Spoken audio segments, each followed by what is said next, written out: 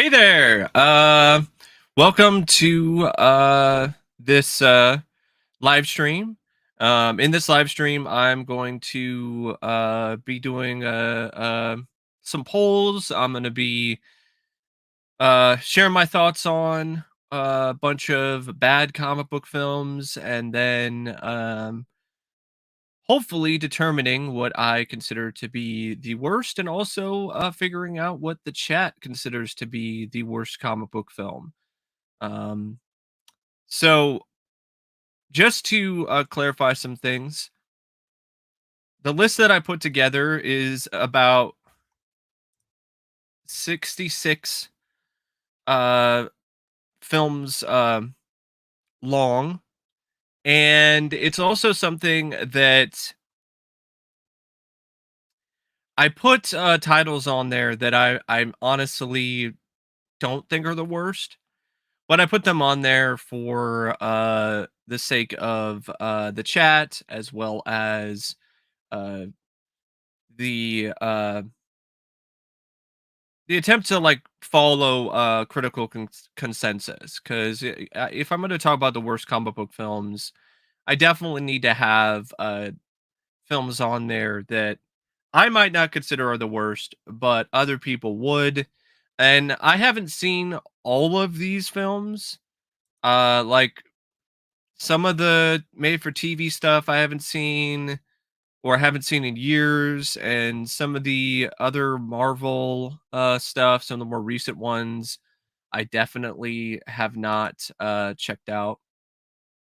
So yeah, just wait until some more people drop in. I see John Lindsay's here, Bobby Reynolds, Ghastly, Mr. D-Man 21, DJ Donnelly, Darth Prime, Gabo, um, Jeremy. Hello. So I'm just gonna list off the titles that I have on my list to start with, and then I'll chime in, share my thoughts on some of them, and also keep an eye on the chat, answer some questions, stuff like that. So here are the films that I have on my list for the worst comic book films. Keep in mind, some of these I don't agree with. This is just to combine critical consensus along with my personal opinion. Spider-Man, 1977. Uh, Captain America, the 1979 made-for-TV movie with Red Brown. Captain America 2, Death Too Soon. Doctor Strange, the late 70s TV pilot. Swamp Thing, Supergirl, Howard the Duck, Superman 4, The Punisher with Dolph Lundgren, The Return of Swamp Thing, The Death of the Incredible Hulk, Captain America from 1990, Teenage Mutant Ninja Turtles 3, The Fantastic Four, the 1994 unreleased film, Judge Dredd from 95, Generation X, Justice League of America, the unaired TV pilot, Batman and Robin, Steel, Spawn, Barbed Wire, Nick Fury, Agent of S.H.I.E.L.D., Daredevil, Catwoman, Bulletproof Monk, Hulk, Elektra, League of Extraordinary Gentlemen, Blade Trinity, Man Thing, Son of the Mask, Superman Returns, Fantastic Four, Rise of the Silver Surfer, X-Men The Last Stand, Spider-Man 3, The Spirit, X-Men Origins Wolverine, Jonah Hex, Green Lantern, X-Men First Class, The Dark Knight Rises, Ghost Rider, Spirit of Vengeance, Iron Man 3, Thor The Dark World, R.I.P.D., The Wolverine, Fan Four Stick, X-Men Apocalypse, Batman vs. Superman, Suicide Squad, Justice League, Venom, Captain Marvel, Dark Phoenix, The New Mutants, Wonder Woman 1984, Morbius, TMNT, Mutant Mayhem, The Flash, Venom, what is it? Rise of Carnage, whatever that Carnage one was, Madam Web, Eternals, Black Widow, Shang-Chi, Thor Love and Thunder, The Marvels, and Ant-Man the Wasp, Quantum Mania. So that is the list. Um, Now, before I definitely go further into sharing some of my thoughts on these, I'll answer some questions. Sort of DJ. How would I fix them to make them better? First off, with a good chunk of these, just have better writing. That is a serious detriment to a lot of these so-called bad comic book films. Is the writing is awful. So first off, have better scripts. Second, I would say hire the best possible directors for the job. Don't just give somebody a job because they can be a yes man or a yes woman, or hire somebody based on some other reason that isn't necessarily related to their fit for the project.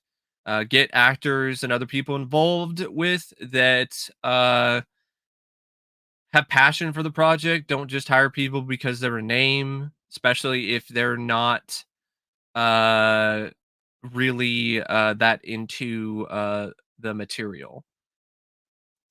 Um Howard the Duck is one of those films that I can watch, and on a list of mine that isn't including critical consensus, just for the sake of discussion, because I would probably not have it on there. It's borderline for me. It's a movie that I used to really like, but now I am not really a big as big of a fan of it. Like I can watch it as a time waster for the effects and some of the other parts of it, but it's a film that's full of a lot of cringe moments, and it really isn't a movie that I'm gonna vehemently defend anymore, to say the least. Um,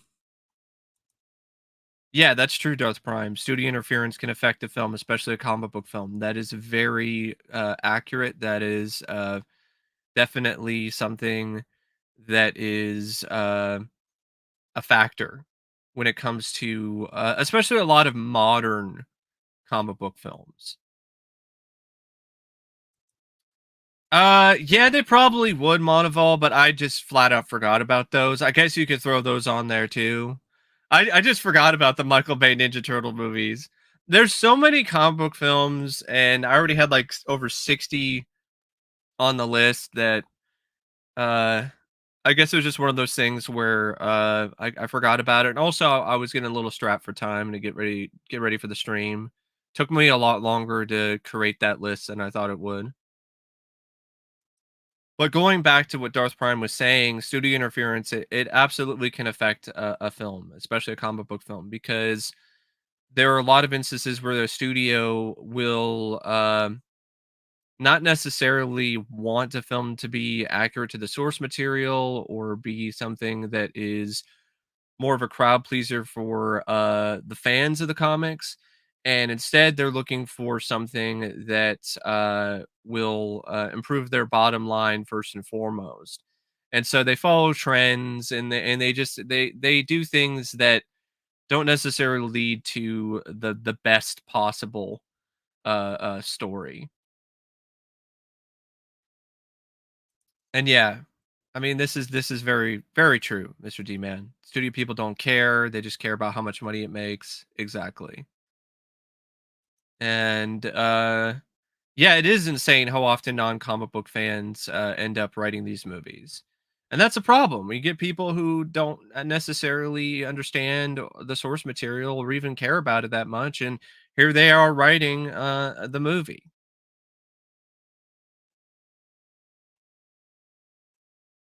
Um Yeah, Gabo, Spawn is definitely one that needs massive improvements. I saw that in the theater actually, in 1997 along with Mortal Kombat Annihilation.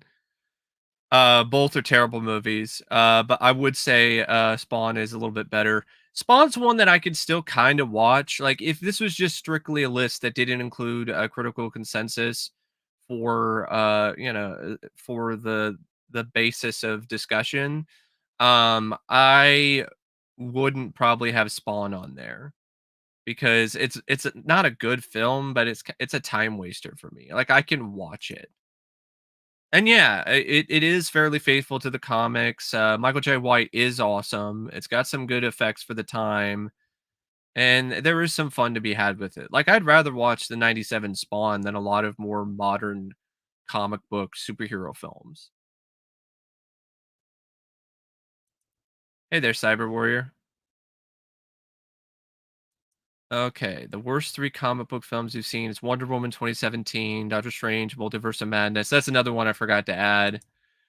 There's just so many. I still haven't seen that one, by the way.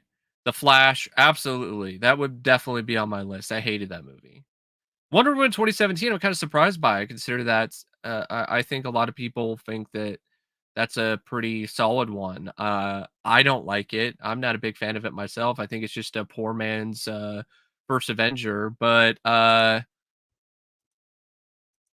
don't know if it would necessarily make like the worst of the worst list for me. Like, I'm not a fan of it, but I don't quite know if it would be like the worst ever.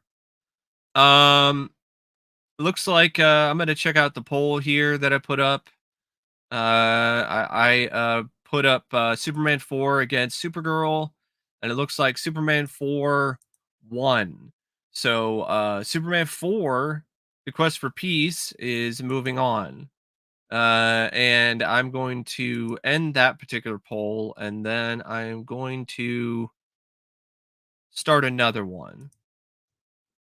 I'm gonna look for something, a couple films that more people have probably seen. Uh, okay, let's go with this one. We'll go with let's pit two Marvel films up against each other. Two very early Marvel movies.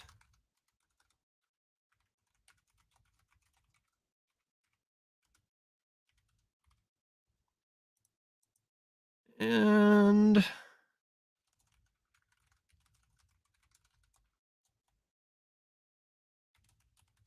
forgive me, I'm typing everything. I'm typing the poll right now. It's not something that automatically happens. I don't have an option to just set it up ahead of time. At least I don't think I do.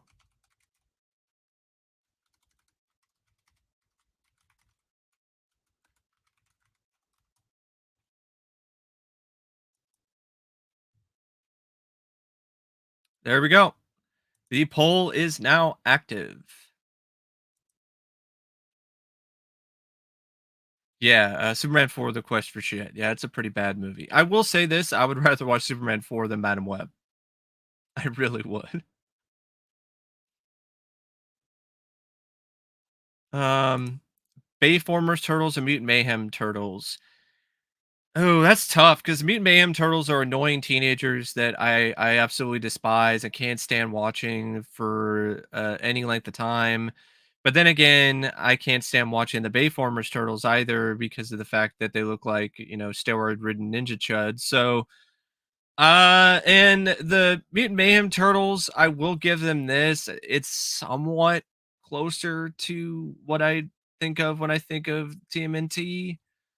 So it's not very well executed, it's not very well done, but I would probably say that Bayformers Turtles is worse. Oh shit, the Witchblade series. Yeah, that wasn't very good. That was pretty bad. Although I like Yancy Butler, so I could still kind of watch that for her. That's interesting. You really like Thor: The Dark World. Okay. All right. To be fair, I don't remember hating The Dark World. I just thought it was just forgettable. I even saw that in the theater when it came out. It was just kind of forgettable, and other than like some scenes involving Thor and Loki, like I don't really remember a whole lot about it. I mean, yeah, of course Superman 4 would win. I was just curious to see if anyone would vote for Supergirl. And some people did. And I guess I can kind of see it. I mean, at least Superman 4 has Christopher Reeve. Supergirl is, Helen Slater and Faye Dunaway, and it's like a spin-off of a Sal Kind's Superman movie, and it's definitely uh, an acquired taste. But I get a kick out of Supergirl. Like it's not one that I would put on my worst list, and it's honestly kind of ahead of its time because if you think about it, it's the first major studio superhero film that starred a female. So it's the first female superhero movie.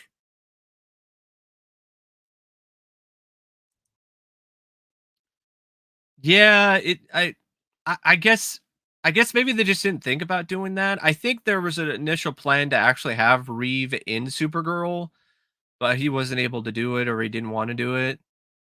That's why there's only a poster of Christopher Reeve Superman on the wall in one scene. Spider-Man 3 for Peter dancing like a dork. Yes. I remember, oh god, like that was hard to watch even in the theater when I saw it in IMAX when it came out. But I gotta be honest with Spider-Man 3, I was blinded by the IMAX, man, because IMAX was kind of a relatively new thing when I saw Spider-Man 3. Like, I remember seeing Transformers, the first live action movie in IMAX, and, like, Spider-Man 3. Those were, like, 2 of the first IMAX films I remember seeing. And so I was kinda blinded by IMAX, and so I had a good time with Spider-Man 3, but then I tried to watch it again on DVD, and it did not hold up. Like, I did not care for it, and now it's just really hard to watch. It really is. Was that Cinema Fan 97 is like, I don't know exactly what are the worst comic book films I've seen. What would say the 3 of the worst? Superman 4, Batman Robin, and Captain America 1990. Yeah, those 3 were pretty bad. Hey, Howard the Duck, like, I don't think it's one of the worst, comic book films ever, but it's an infamous flop, and it's critically derided, and it's considered to be one of the worst by so many other lists. So I definitely had to include it on here. And the reason why I had Howard the Duck in the thumbnail is not necessarily because I honestly feel that it's one of the worst. It's because I wanted to have a comic book film from the '80s to put in the thumbnail because I had one from the '90s, I had one from the 2000s, and I had another one from the 2020, 2020 and stuff like that. So I felt like I needed to to throw in some '80s representation. Yeah, it is kind of in the same spot.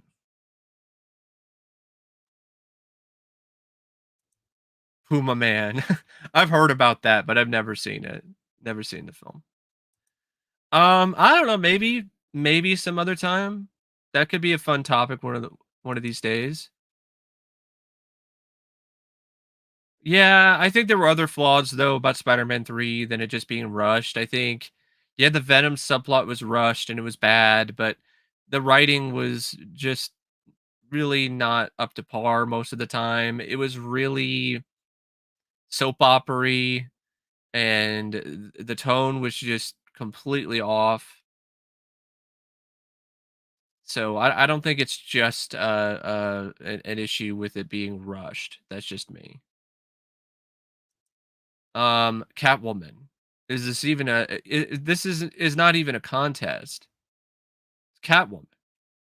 Daredevil isn't even that bad of a film, but it's another one that I did list because it has this reputation as being one of the worst. No, I still haven't seen Endgame yet. I definitely need to get around to doing that. I think part of it is because there's so many bad current MCU films. Like, I want to wait so then I will have something to kind of look forward to if I ever do decide to, tackle the MCU one of these days.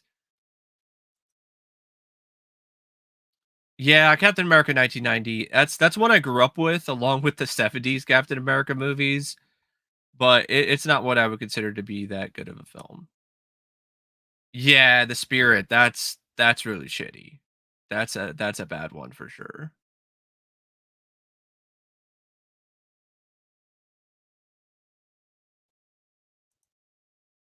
Ranger to realize Bryan Singer used Superman's intergalactic mission as a groundwork for the plot of Superman Returns. Okay, interesting. Interesting. Yeah, I mean, right now, yeah, because I don't even think The Amazing Spider-Man 2 is that bad. I mean, I could technically put that on the list too, as a lot of people think that's really awful. Hey, John, first movie you walked out of in the theater.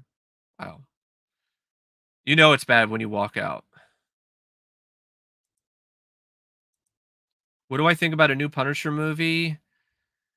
I'd be up for it, but not with Disney. Yeah, Spider-Man 3 was definitely a clusterfuck.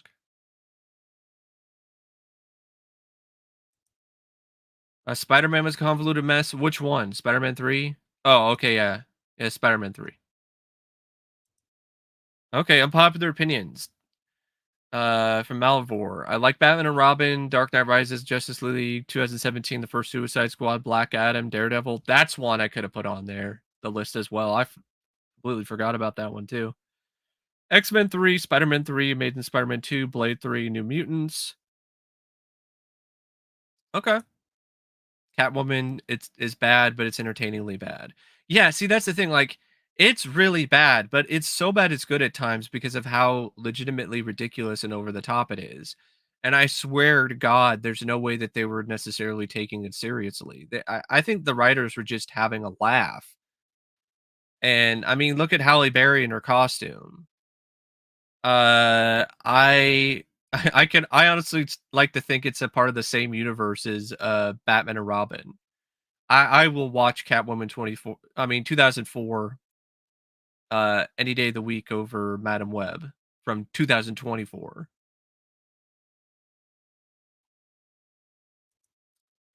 Uh Aragorn, I disagree. I'd rather watch The Amazing Spider-Man 2. No, I don't like City of Angels. I have a review of that on my channel. I am not a fan of that movie. And it's wet shark filmmaking. Like it really looks like one wet shark isn't the right word. It's more of like just a really bad fart. Like it just has like dark brown, just poo colored cinematography. I don't understand what is going on there. And Vincent Perez, he is just awful in that movie. I don't think we needed any Crow sequels, to be honest. But I will say this: City of Angels is a masterpiece compared to Wicked Prayer. Like that is, or is it Wicked Prayer, the one with Ever Furlong? Yeah, Salvation is the other one. So yeah, Wicked Prayer. That one is just absolute garbage. Um, okay, Malvor, like both Ghost Rider films, X-Men Apocalypse, Ant-Man 2 and 3, Venom 2, Shang-Chi, Kick-Ass 2, and LXG.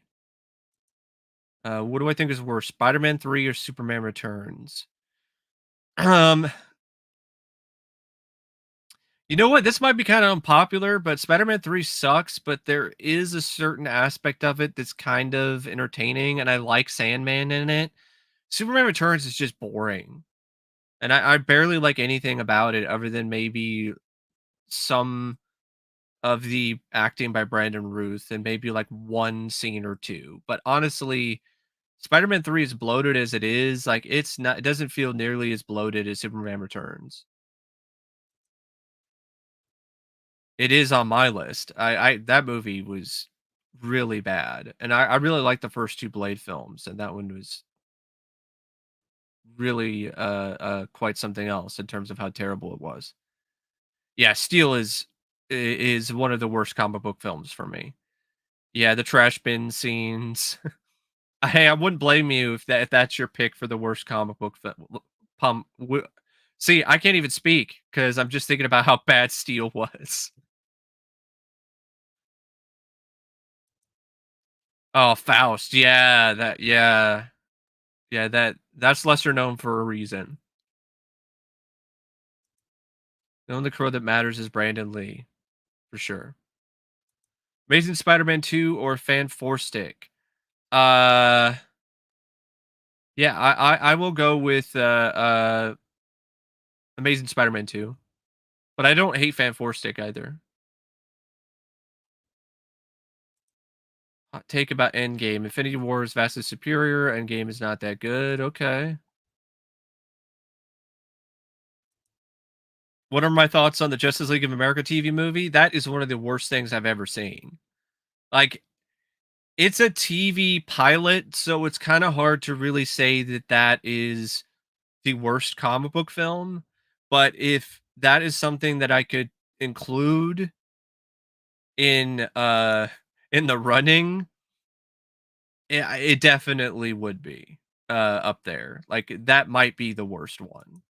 Like Madam Web is bad, but I mean the level of bad that is that Abomination is not even something that Madam Web can really come close to.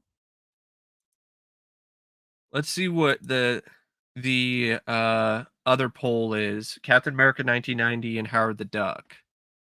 I'm gonna leave it up for like a couple more minutes, and then I'm gonna change uh switch things up, and then put up another poll. Yeah, he was a weatherman. I think it was a weather wizard because that's actually a real villain from the comics. And I like Miguel Ferrar. Like he's one of my favorite actors because he was great in RoboCop and he's really good in a lot of other stuff. But it was not good in that. What did I not hate about Fan Four Stick? Honestly, I didn't mind the cast. A lot of people did not like the cast, but I didn't mind them. I thought Miles Teller was a good Reed Richards. I didn't mind the other actors playing the other members of the team. I liked Toby. I forgot his last name, but it was a Toby something who played Doctor Doom. I liked the take on Doctor Doom. It was something different. And I really liked the body horror elements of the screenplay. I thought that added an interesting twist to Fantastic Four.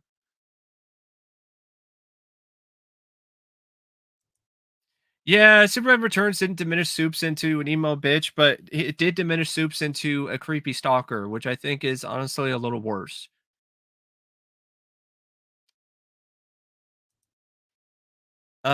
Okay. See you, Ghastly. The Son of the Mask. I mean, technically it does, because The Mask is a comic book film. It's based on a comic. So The Mask is technically a comic book movie.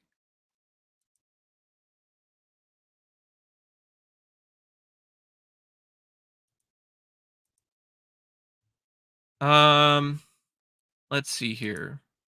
Which one is worse, Catwoman or Madam Web? Uh, Madam Web. It's like I said, Catwoman you can kind of watch and have some fun with it in terms of like how bad it is. Unlike Madam Web, which is just incredibly dull and just tedious and boring. Yeah, I hated how they wrote Lois Lane, and Kate Bosworth was just really bad in that. Just awful casting. Did not buy her at all as Lois Lane.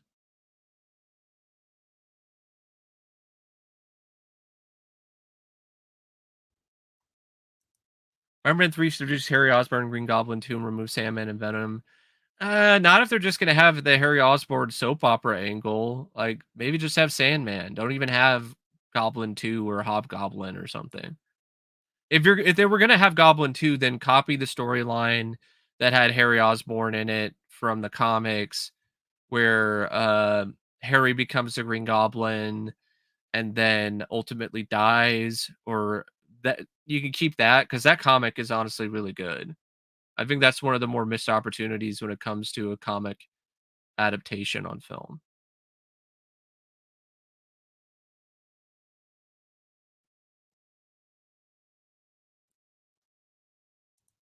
Needed a hamburger. Well, I mean, uh, needed some acting lessons too. RoboCop was a movie first. It wasn't a comic until later.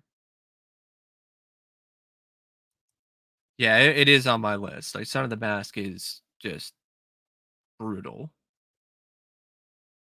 Watchmen, the movie, the comics, I mean, yeah, kind of like The Boys.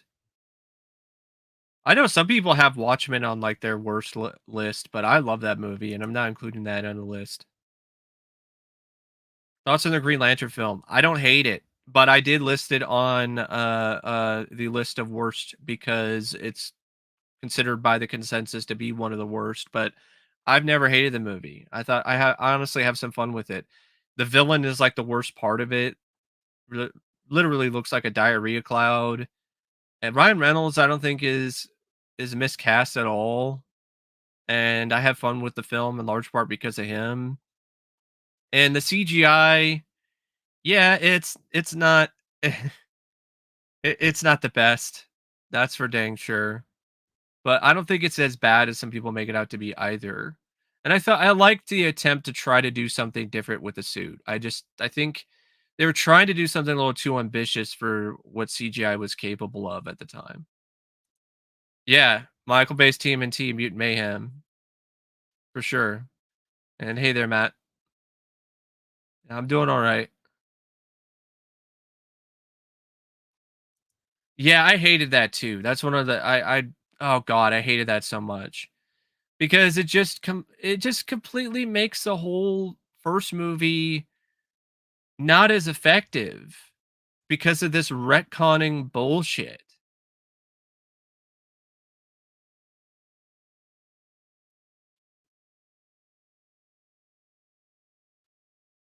Yeah, she was way too young to be Margot Kidder.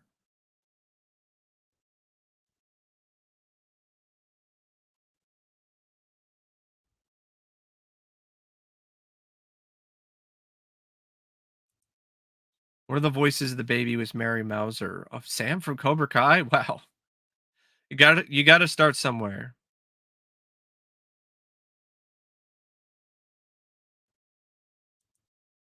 Um, let's see.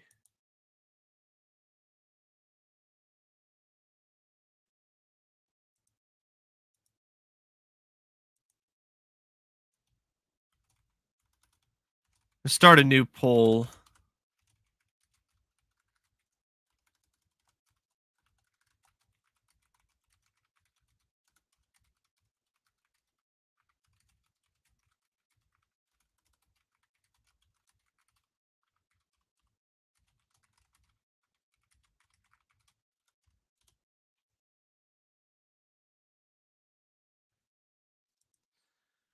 Okay, let's see who won. Looks like Captain America 1990 won the poll. Okay. All right.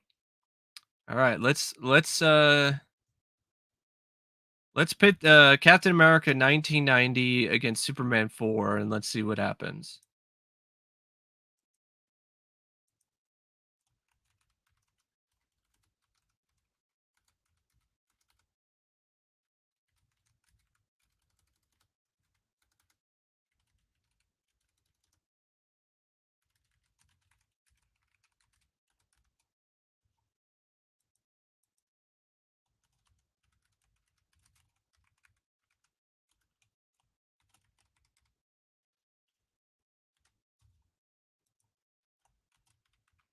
Sorry about the dead air.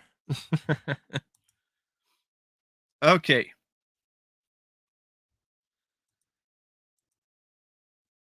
We're going to find out a winner between those two.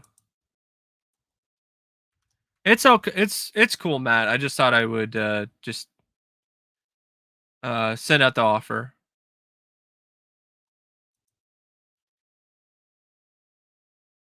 Okay.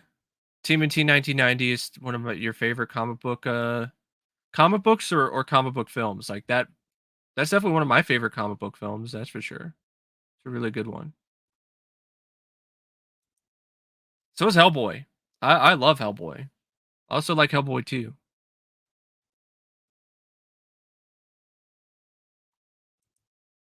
Electro versus Captain Marvel. Ooh, both of those are just rank. I honest as bad as Elektra is, I would rather watch that to Captain Marvel because Captain Marvel has this stink about it that is just really, particularly odious to me because of the fact that it has a lot of aspects of the writing that are just, like, hyper feminist and all this other nonsense. Elektra, I don't remember being that way. So Elektra was bad, but, like, the kind of forgettable bad. Captain Marvel was bad in a completely different way that just was insidious. So I'd probably say Captain Marvel is worse.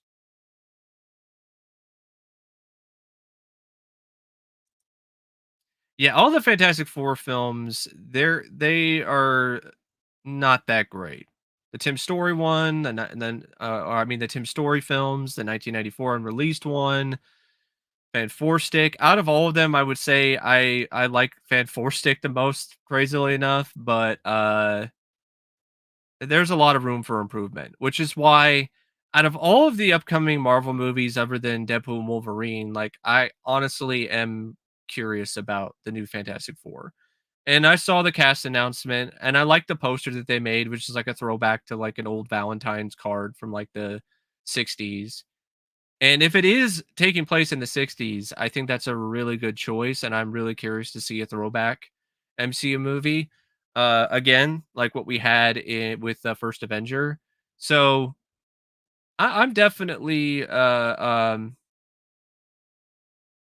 cautiously looking forward to the new Fantastic Four.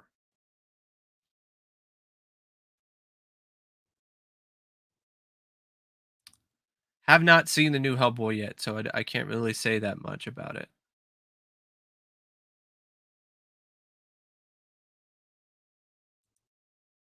Losers is based on a comic. Yeah, it's alright. It's not bad enough for me to put it on a list. Yeah, I remember reading about that too. History of Violence is on there. That's interesting. Hellboy's the Ghostbusters and superhero movies. Yeah, I can kind of see that.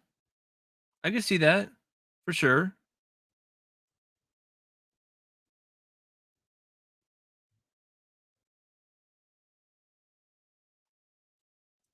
Hey, I used to really love Superman 4. I watched it all the time as a kid, along with Batman and Robin and RoboCop 3. But yeah, I'm not super big on those nowadays. No, I haven't seen Dark Phoenix yet. It's I put it on the list just because of the critical consensus. I bought it for super cheap on Blu-ray a while back. I'm curious to see like how bad it is because I wasn't a fan of The Last Stand in terms of like how it handled the Dark Phoenix storyline.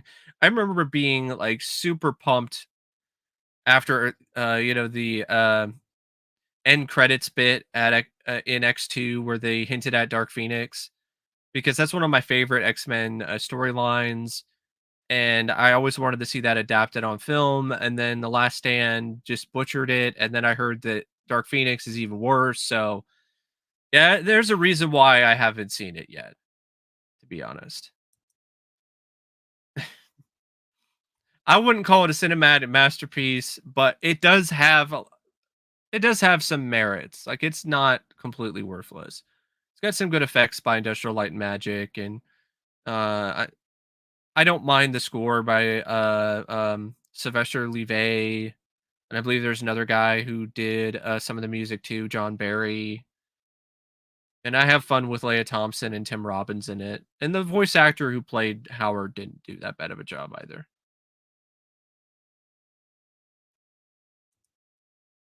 Yeah, Elektra, I wouldn't say I enjoyed, but yeah, I would definitely rather watch that. Nuclear Man and his elite press on Nails of Doom, Mark Pillow, and who was dubbed with Gene Hackman for some reason. That is one of the most silly, ludicrous villains in any comic book film. Nuclear Man. Most overrated superhero film, Wonder Woman. That that would be up there for me for sure. And Gal Gadot's just bad acting, it being a poor man's first Avenger. but with World War One instead of World War Two, and just getting all this hype and praise that I don't think it really earned, just because they were trying to prop it up as the first ever comic book film directed by a woman, starring a woman, when technically Tank Girl did that decades earlier. And I honestly think Tank Girl's a better movie than Wonder Woman 2017. See what we got for the poll here. Captain America is actually winning over Superman 4. Wow.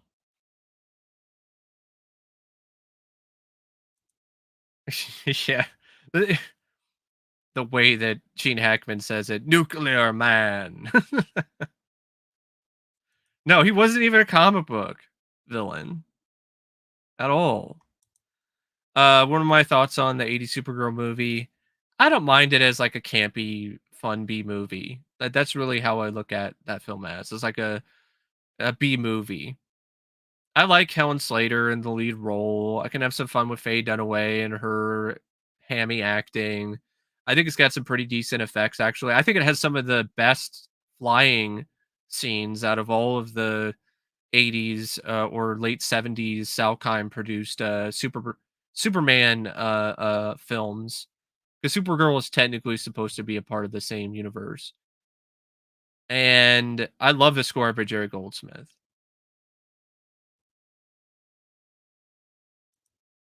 Yeah, if I had to pick between the two, I probably would pick Wonder Woman as well.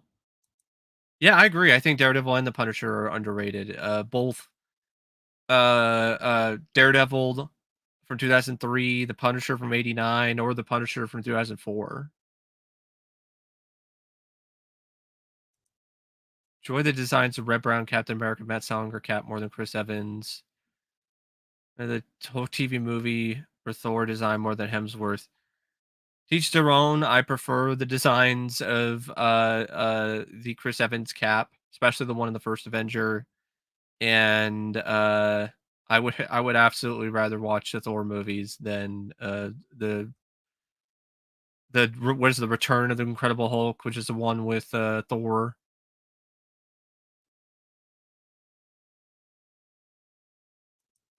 Yeah, Ares is a posh British man. That was pretty laughable. Like the whole twist with Ares was laughable. They really did a bad job with that.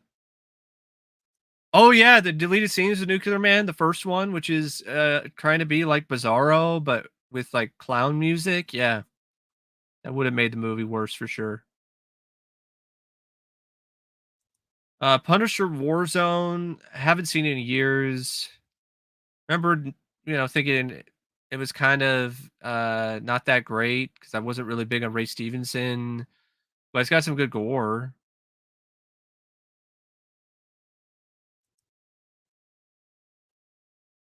Hey, that's understandable. I can see your argument there about Superman 4 not being canon, but it is canon, as in canon films. What about Man Thing? That is one of the most forgotten about horrible comic book films. Like that is a contender for one of Marvel's worst. Like it is really, really bad. Like just poorly directed, poorly written, features a lot of bad acting. You barely even see the Man Thing. The Man Thing is in it for I don't know, maybe 5 minutes, if I remember correctly. Maybe that's being a little too harsh, but if at least it felt like it was only for 5 minutes that Man Thing was on screen. And Man Thing is so bad it makes a lot of questionable MCU films lately look amazing in comparison. In all honesty, like Man Thing is easily probably somewhere in my top 10 in terms of like worst comic book films or worst superhero films. Definitely in the top 10 of worst Marvel movies. Yeah, Brett Leonard directed it, who did The Lawnmower Man.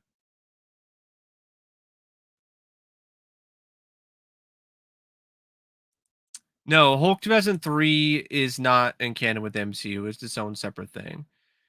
I tried getting into that one.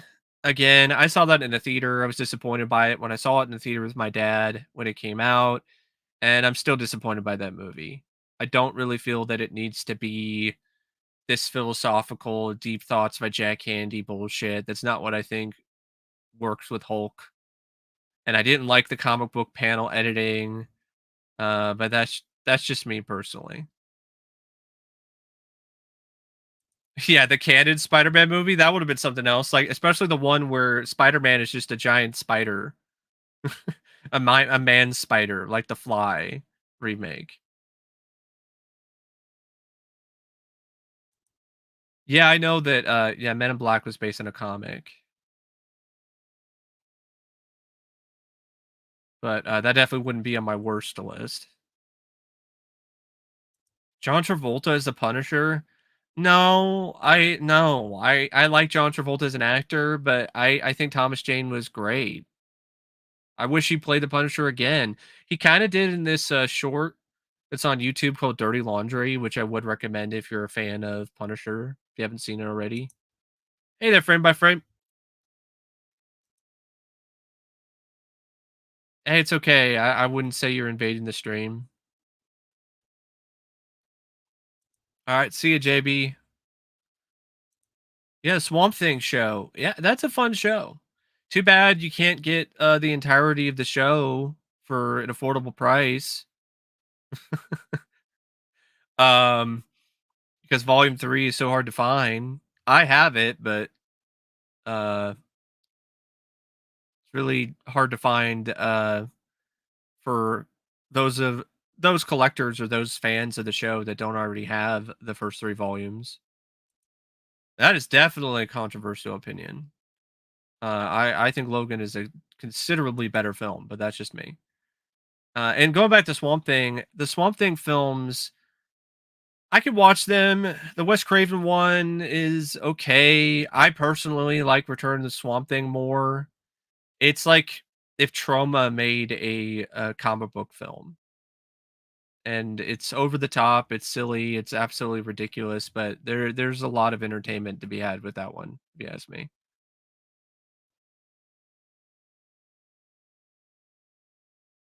Uh, yeah, the Man Thing movie, Sci-Fi Channel original film.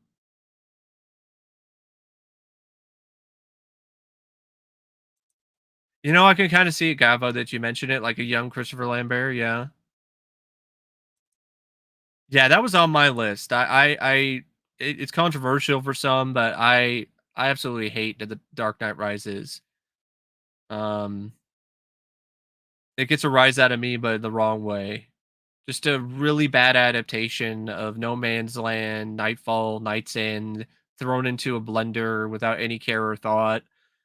Nolan has already said that I don't think I think he said he doesn't read the comics or doesn't care or one of those things.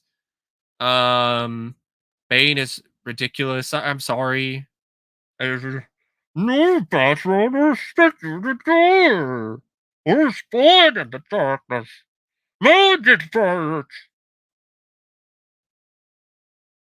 So how did anyone involved with that movie listen to Thomas I almost said Thomas Jane, that would have been different. Listen to Tom Hardy and think that, oh yeah, that's it. That's how Bane should sound. Sound like Darth Sean Connery. Yeah, Dirty Laundry. He's supposed to be playing Frank Castle in that, if I remember correctly. Uh, yeah, I would too. I like Edward Norton. I like the Incredible Hulk. I think that one's probably, arguably the most underrated MCU film. And Ruffalo, I just don't care for.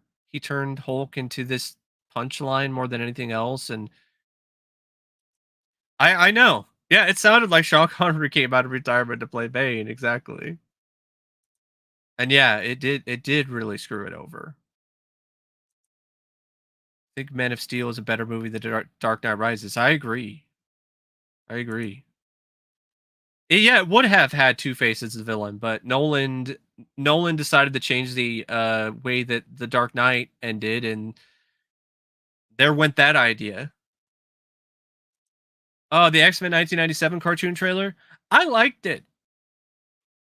I grew up watching the show like a lot of other people did who were interested in this series. I gotta admit, hearing that theme again definitely gave me chills. I don't mind the animation style. And yeah, I've read things about potential woke elements in the script. Here's my thing: I don't give a crap if Morph is non binary, if that's just kind of a little side thought when it comes to the script.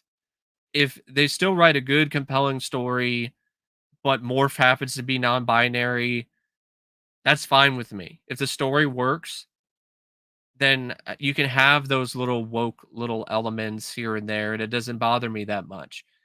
What bothers me is when the woke elements take center stage and they're the reason why something sucks. And if that happens with X-Men 97, then there are bigger problems than just Morph being non-binary. And yeah, I know I heard about Rogue and her redesign and how she's not as thick. That's another thing. I do not give a crap. I don't care. That's a superficial thing. If the writing is good and it's a good show, I could care less if Rogue is less thick or not. But that's just me personally.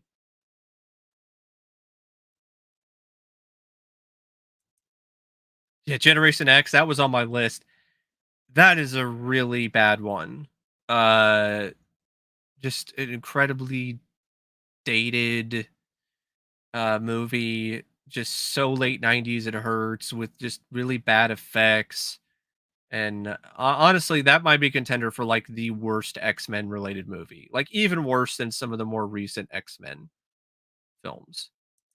The Wolverine for 2013, not a fan. I'm really not. Even if you watch the unrated director's cut, it really doesn't improve things that much. There's a couple scenes I don't mind, but for the most part, I think it's just a slog. It's just really boring.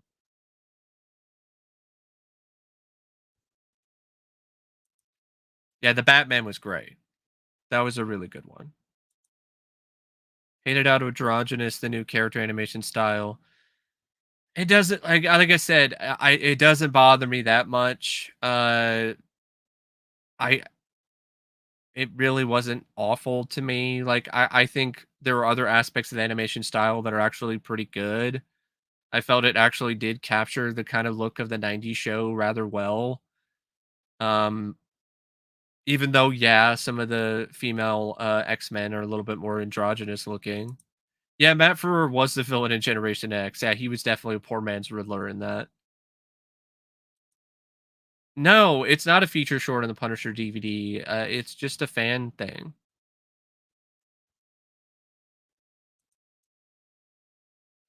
Let's go to the poll here. It's been long enough. All right, Captain America won. So Captain America 1990 is moving on in this gauntlet. So I'm going to start another poll. So Captain America won. And start another one here.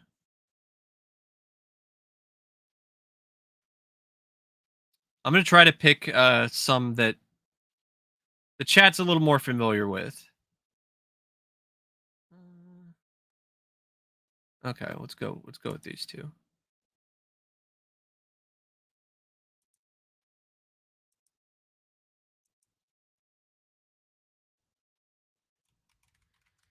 All right. Feel free to chat among yourselves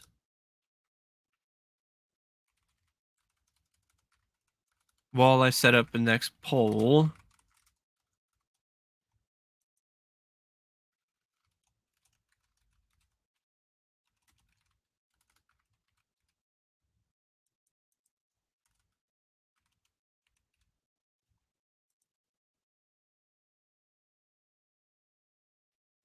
Okay. All right. So set up the next one. Set the next poll. What would I rather watch, X-Men Dark Phoenix or Wolverine Origins? Ooh, I haven't seen Dark Phoenix yet, so and I've seen Wolverine Origins and I really don't like it. So I guess for the time being, because I haven't seen Dark Phoenix, I guess I would pick that. I realize that I didn't hate it, or you didn't care for it. Okay, yeah. Honestly, it's not surprising to me because I don't care for it either. The Riddler, yeah, I remember seeing some fan casting for the Riddler, and I would have been more interested in that as well.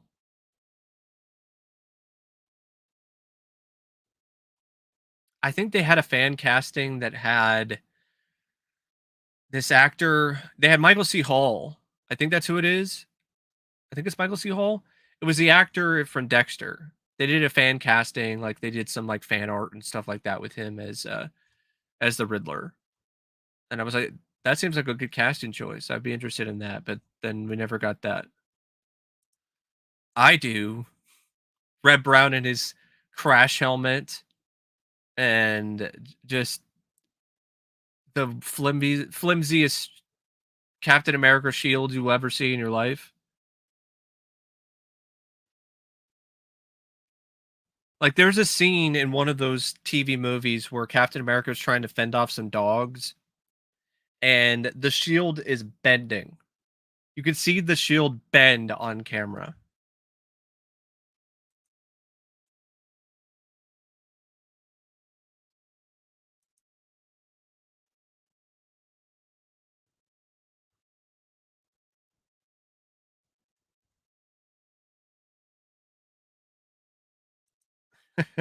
Yeah, they do have elements that blend together.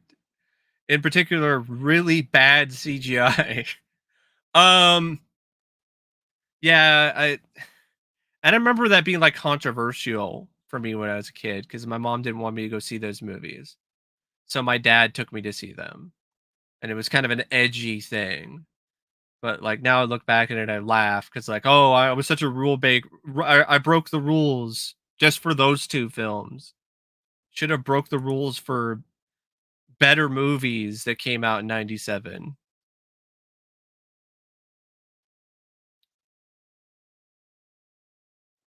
I'm gonna just talk about some of the other stuff I have on this list. Kind of get people's thoughts on it. Uh, it's on on this list, but I don't think it's one of the worst. Actually, Darth Prime, it was made out of plastic. It was, yeah, it was plastic or fiberglass or something like that. It had too much bend to it.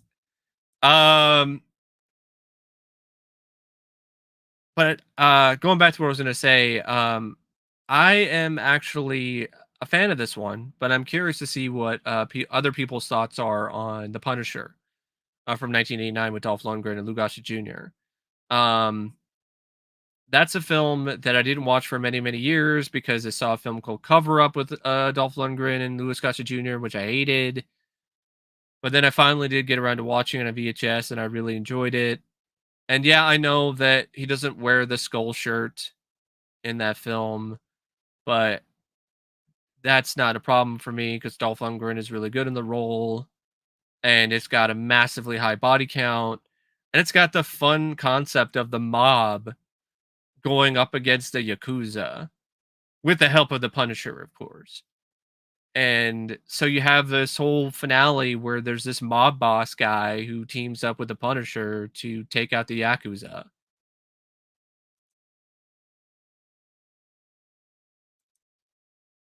Yeah, I like it too. I like that one a lot. I would say that's honestly my favorite Punisher film.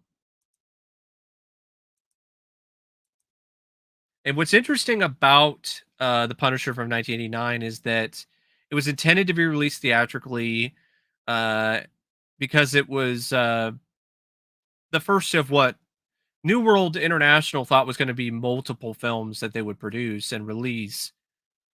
And it turned out to be the last film that they ever produced and the last film that they ever had an opportunity to release. But even that opportunity didn't happen because it never got a theatrical release because the company went under before the release date.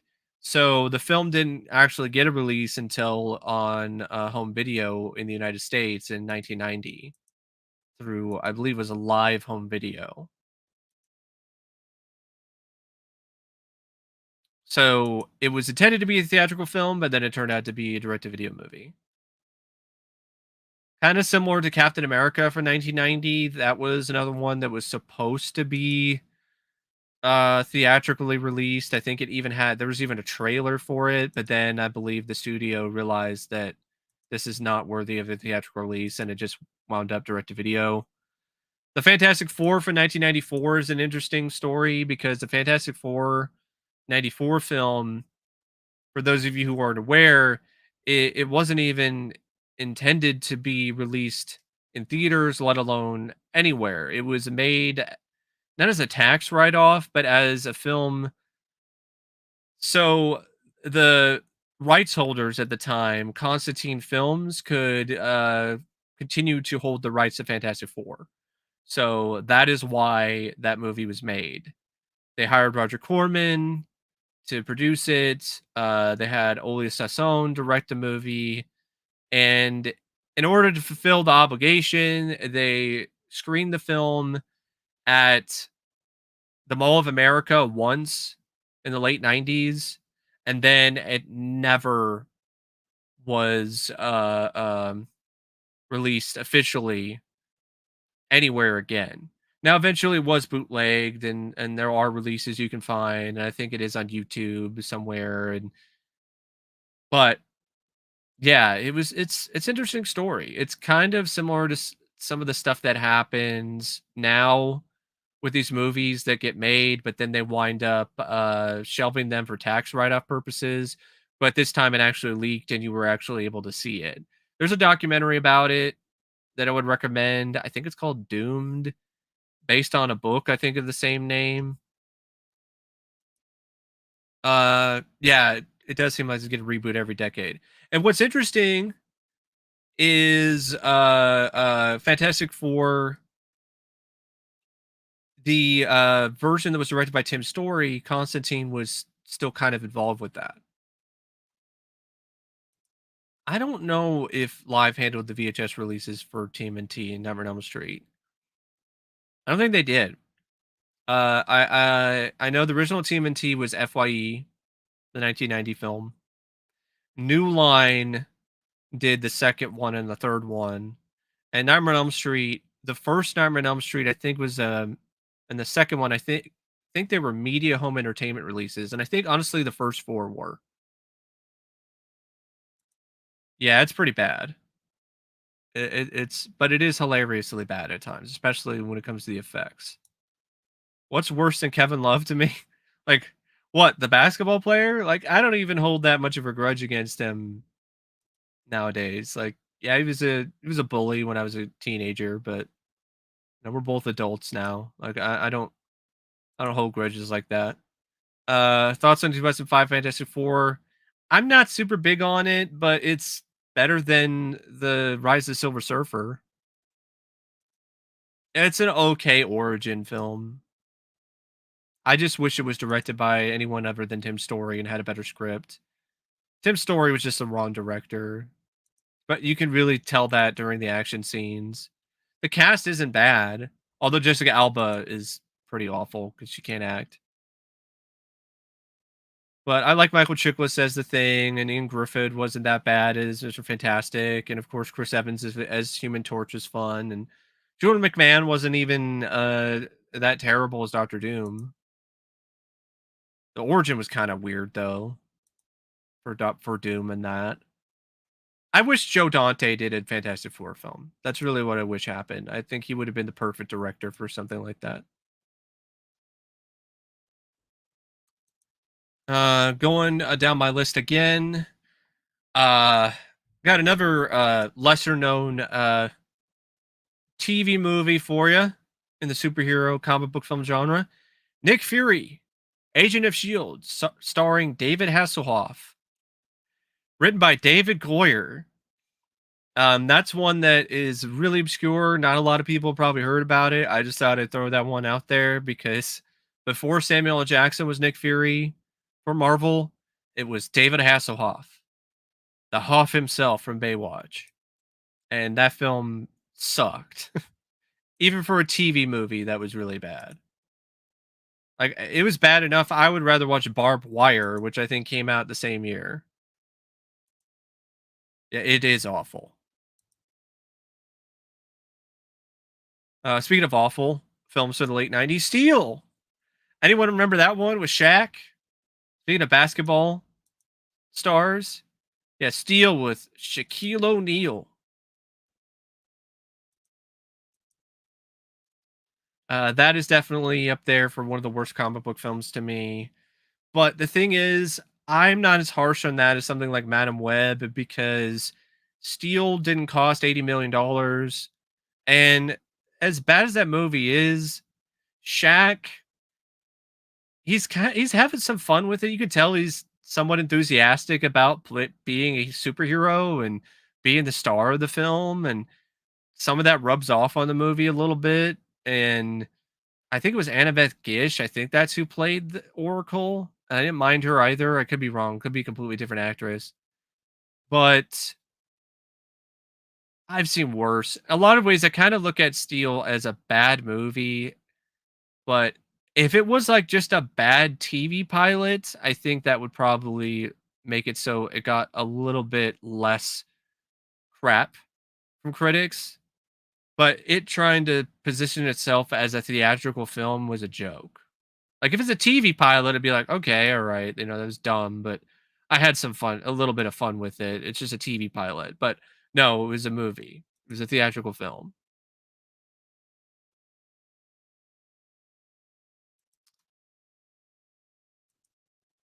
I could see that. I could see that. Hancock, I think is a really solid film. I think it's underrated. I don't think it's anywhere near as bad as people make it out to be.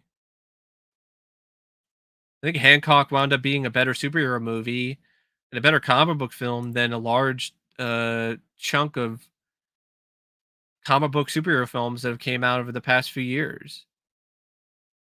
Uh, Here's another one. Uh, Bulletproof Monk. Does anyone remember that one? Bulletproof Monk with Chow Yun Fat and Sean William Scott, Stifler from American Pie, with Matrix fight scenes, and that movie is something else. I saw that in a theater actually, and I kind of remember not hating it when I saw it in the theater, but nowadays it's kind of hard to watch. It really is. But at the same time, as bad as that film is at points, it still has a certain charm to it that a lot of the more politically charged current comic book films have nowadays. So, I mean, at least they don't have. That's what I meant. Forgive me. My brain kind of froze there for a second. But yeah, I kind of would rather watch Bulletproof Monk over some of these more current recent comic book films. Yeah, I wouldn't say it's shittier though. I would say it's actually a little bit better because Sean William Scott, I bought more in his role than Scott Wolf from Party of Five. Around the same time, you have Daredevil from 2003, and Daredevil, to me, with Ben Affleck, I think it's one of the more underrated comic book films out there. I think that movie has some good direction. I don't think the writing is as bad as people make it out to be. There are some moments where it's a little campy, a little over the top. Some of the scenes with Elektra and Daredevil, for instance. And yeah, some of the stuff involving Bullseye can be a little cringe, but I like the fight scenes. I even like the suit design. I think Affleck is actually really good as Matt Murdock and as Daredevil in his own way. Michael Clark Duncan is great as Kingpin. He's definitely a very intimidating presence in it. And yeah, I've always liked that film. I saw it in the theater with my dad, had a good time then, still have a good time now. And the director's cut, like Gabo mentioned, is also worth watching. Another one that I saw in the theater was The League of Extraordinary Gentlemen. Yeah, the director's cut is surprisingly good. But yeah, The League of Extraordinary Gentlemen, Sean Connery's last theatrical film. I read the novelization for that before I saw the trailer, before the movie came out, and I liked what I read. I thought it was a good novelization, and so I was kind of excited about the movie. I never really read the comics, but then after I read the novelization, I went and rented the comics from my local library, and then it made me even more excited about the movie. Then I saw the film in the theater, and I thought it was a letdown. And honestly, I haven't seen League of Extraordinary Gentlemen since because I was so let down by the movie. Yeah, Affleck, he's way too hard on Daredevil. I'll take Daredevil over his Batman stuff, and he's not bad as Batman either. Let's go to another poll here. Batman and Robin and Spawn. Looks like Batman and Robin won. Not surprised. I was expecting that. Um, Funny enough, I saw both of those in the theater as well. Um, and as a kid, I didn't know better, so I actually thought Batman and Robin was actually not that bad. But nowadays, I realize that it's absolutely awful. Um, Now, yeah, LXG, yeah, Stephen Norrington, yeah, from the same director as Blade. Apparently, the shoot was so tumultuous that Sean Connery at one point got into a physical fight with the director. I think he even punched him. I think that might have contributed to Sean Connery retiring from acting and never acting again. Although I remember Sean was really close to coming back for Indiana Jones 4. He really legitimately thought about it, but ultimately didn't decide to come back for that film. Okay, that's cool, David. All right. Yeah, yeah. Batman and Robin. As a kid, I didn't know better. You know, I had fun with it. I even watched it a lot on VHS. I had the toys. You know, I fell for all the advertising gimmicks, all of the tricks. As an adult, that film was really hard to watch. I mean, there's a whole scene where a dog pisses on a fire hydrant and gets frozen solid. Um, Arnold and his ice puns are just pure cringe. We killed the dinosaurs. The Ice Age. It's like, Arnold, Dr. Freeze. I know you have a college education because you have a doctor degree, you know, or you have a doctorate in medicine or whatever the hell it is. You should know better. The dinosaurs were never around in the Ice Age. When saying that makes you sound like a dumbass, but just killed the dinosaurs, the Ice Age. Uh, in a lot of ways, that film was like a just throwback to the '60s Batman show, and I don't mind that show, but I prefer the Tim Burton mix of camp and darker elements. So when things got to the point where Batman Forever was kind of starting to lean harder in that direction, I kind of, you know, that was a red flag. And then Batman and Robin just steered hard into that direction, and it's just bad. Although to be honest, Arnold, as bad as as bad as he is in the film as Mister Freeze, I like his Mister Freeze scenes more than anything involving Uma Thurman's Poison Ivy, because at least that I'm not saddled with a Bane portrayal that is utterly pathetic. I mean, it doesn't even say a single line of dialogue. He's just Poison Ivy's lackey for the entire movie. And with Poison Ivy, like the first time you get her introduced to her is doing a strip tease while wearing a purple gorilla suit, which is the complete opposite of sexy, if you ask me. And Robin was so annoying in that movie.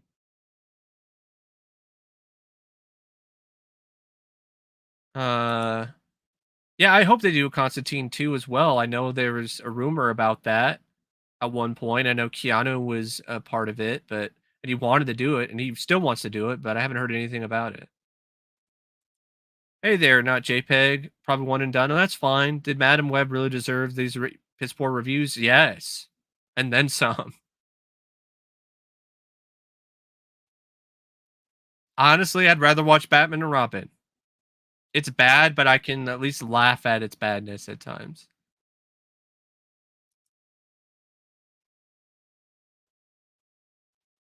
Yeah, I mean, it just depends. Like both are really bad, but I don't know. Like Batman and Robin is shorter. It's not as pretentious and up its own ass. So I kind of on it, and it doesn't completely ruin what is arguably my favorite Batman storyline in Nightfall and Night's End. So yeah, I would rather watch Batman and Robin, but that's just me. I don't blame Alan Moore because that movie was a mess. What's worse, Junior or Batman and Robin? Batman and Robin. At least Junior, you got Danny DeVito and Emma Thompson is actually pretty good in it, and Arnold is just way out of his comfort zone in this, and it's absolute cringe. And the concept and the idea is cringe, but there is a certain charm to it that I don't really see with Batman and Robin. Although I do like to think about Arnold like initially not wanting to do the film and just what that conversation was like with his agent, back in the day. It's like, "Hey Arnold, got a new project for you. It's going to be great and Ivan Reitman's coming back to direct and Danny DeVito's going to be in it." "Oh, okay. Is it Twins 2?" "No, it's not Twins 2, Arnold." "Oh, okay. Uh what is it?" It's a movie called Junior." "Okay, Junior. All right. And you're gonna be playing a pregnant man." "Arnold, are you still there? Arnold." "What? What kind of bullshit is this? A pregnant man? It's embarrassing. Why the hell would I ever do that?" Uh, they're gonna pay you $8 million. "I'm in. I can't wait. I can't wait to be pregnant. Let's do this." If you believe in emulation rituals, that's what Junior was. No, it's a paycheck. Because I guarantee Arnold got paid a shit ton of money for that movie. I would honestly not even be surprised if it was like one of his best paychecks in terms of like just how much he made for one movie. Heard that Junior was a prank for Stallone to get Arnold to do that movie. I would love for that to be the case. That's how Stallone got him back for tricking Stallone into doing Stop or Mom Will Shoot. Although, as bad as Stop or My Mom Will Shoot is, I could still kind of have some fun with that just for Stallone's performance in that. He cracks me up in that movie with the whole bit where his mom bought a gun illegally and just the way that he says, but it's illegal. Just the way that he says it just cracks me up. He made more money in Twins than any other movie. Yeah, because I think what he did is I think he took a portion of the gross of the box office gross. Is a Madam Web worse than Night Swim or about the same? Worse. At least Night Swim has Wyatt Russell trying to, give it his all. Favorite Tom Hanks comedy from the 80s? The Money Pit. I think that's a really underrated one. I like The Burbs, but I would say my favorite Tom Hanks comedy from the 80s is The Money Pit. But The Burbs is really close. but I grew up with the Money Pit, so there's a bit of a nostalgia there. I also really like Dragnet with him and Dan Aykroyd.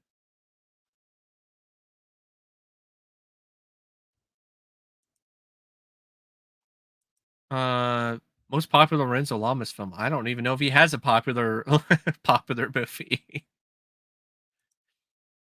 Judge Dredd, might as well talk about that one. Okay, Judge Dredd. And I just realized after all this time is just talking about, just got to chat, and I haven't really set up another poll. Let's do that, shall we? So I can determine which one is going to be battling Captain America 1990. So let's do this.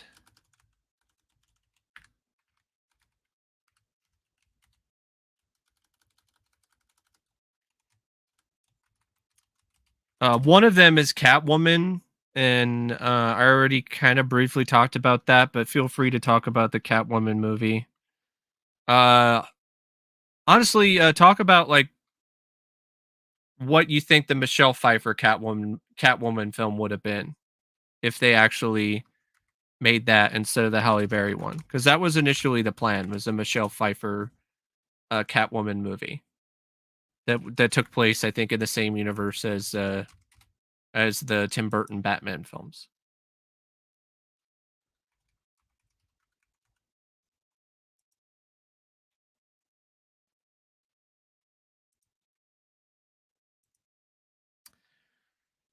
But speaking of Judge Dredd, the 1995 Judge Dredd film, it's one I used to like more when I was younger. As I got older, read more comics, I really started to fall out of favor with it. But there are still some elements of it that I don't mind. I like the score. I think the score is actually really good by Alan Silvestri. Uh, some of the practical effects are pretty incredible. I like the miniatures. I like the look of Mega City 1. I even don't mind the Dread suit. Stallone, I don't even think is necessarily the worst casting choice to play Dread. I just think he should have played it more like his Cobra character than whatever the heck he was trying to do in the movie. Danny Cannon is is apparently and was and still is a massive fan of the Judge Dredd comics. It was nice to see someone behind the camera who legitimately liked and loved what they were doing in terms of an adaptation. So I honestly, after reading, behind the scenes stuff and like a making of book and learning more about Danny Cannon and his love for Dread, I feel for Danny immensely because he got railroaded. He got absolutely screwed by Disney and Touchstone and everyone, not Touchstone, Hollywood Pictures and everyone involved with that movie. And he became a punching bag after the film didn't do that well. And I don't think he really deserved it. He did the best he could considering all the interference that he was dealing with. And it was a passion project of his. And we never really got to see the film that he made because it got cut to shreds. There are large portions of that film that were cut out. Like there's a whole bit in the climax of the clones that was completely cut out of the film. There's a lot of other stuff that was edited. It was cut down in terms of the violence because of Disney. Um, Honestly, I wonder if they made a Judge Dredd film around that time, but if it was under a different studio, Universal, some other studio that didn't have Disney's influence, and what that would have been like. I think that would have been considerably better, and I think it could have been really cool. But the film as it is, it's really just a time waster at best for me. But there are some really bad stuff. I mean, Rob Schneider is annoying as hell. The Dread, and Stallone's so over the top at times in this, and so is Armando Sante. Ugh.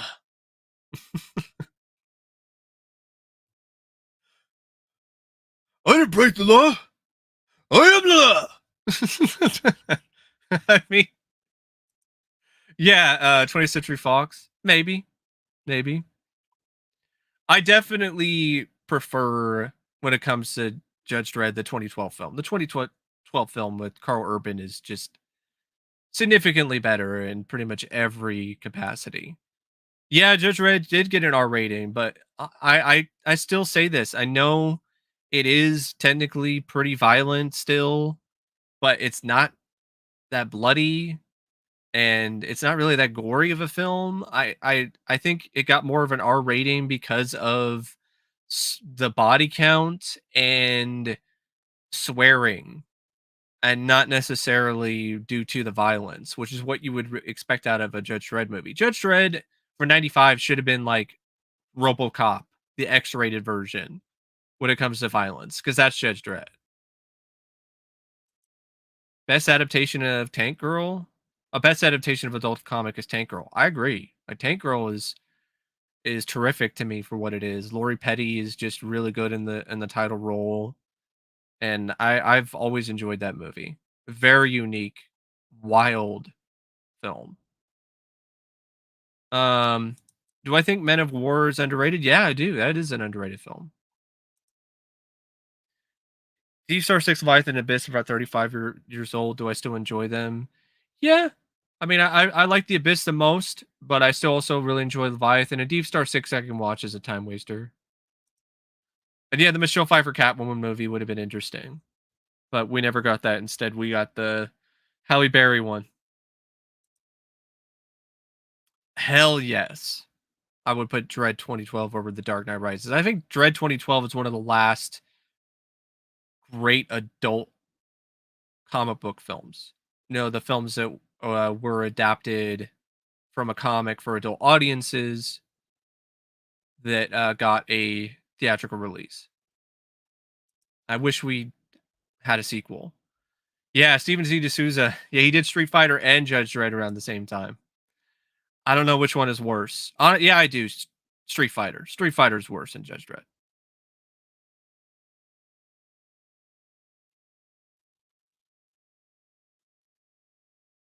Um, just looking at the list here that I have. Think of the next thing to talk about. Uh, yeah, if it had better advertising, maybe it would have. But I think Dread also at the same time was kind of sadly Dread at that point was a really obscure, niche comic book character, so I think it probably wasn't going to do well either way. Sadly, uh, you could see Soul Man if you want to cringe at the sight of C. Thomas Howell in blackface, but other than that, I don't know if I'd recommend it.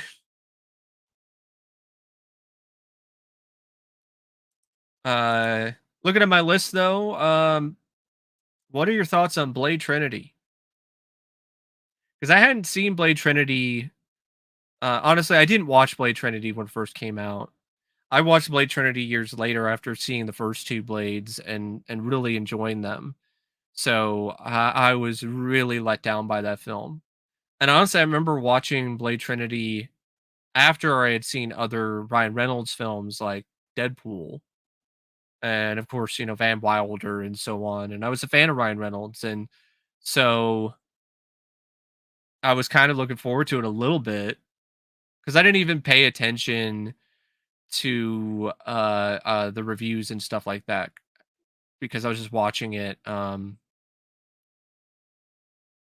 after the fact, you know, all these years later. And I was and sometimes I like to watch stuff without, you know, reading any reviews.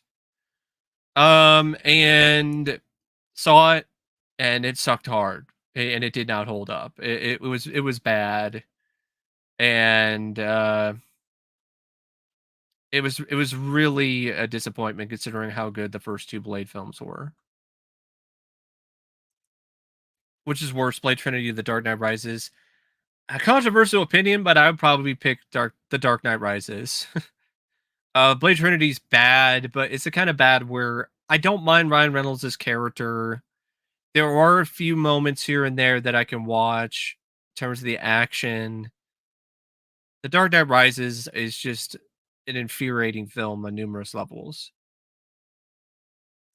Oh, thanks, Hopium. Super with Rainn Wilson. Love that movie. That movie is very underrated. I think it's one of James Gunn's best films. Is one of my favorite superhero sort of comic book films. I didn't necessarily include it because I don't think it's one of the worst. But also, if I did make a video like or a stream on the best, I probably wouldn't include it either because it's technically not based on a comic, if I remember correctly. I think Super is just its own original thing, and I loved it. I thought it was a really hilarious film at times. Had some really just biting, just hilarious dark comedy, and great central performance by Rainn Wilson, and features some really excellent direction from James Gunn. Yeah, yeah, it's a really good film. I'd like to pick that up on Blu-ray. I only have the DVD. Hey there, True Fire Pink guy.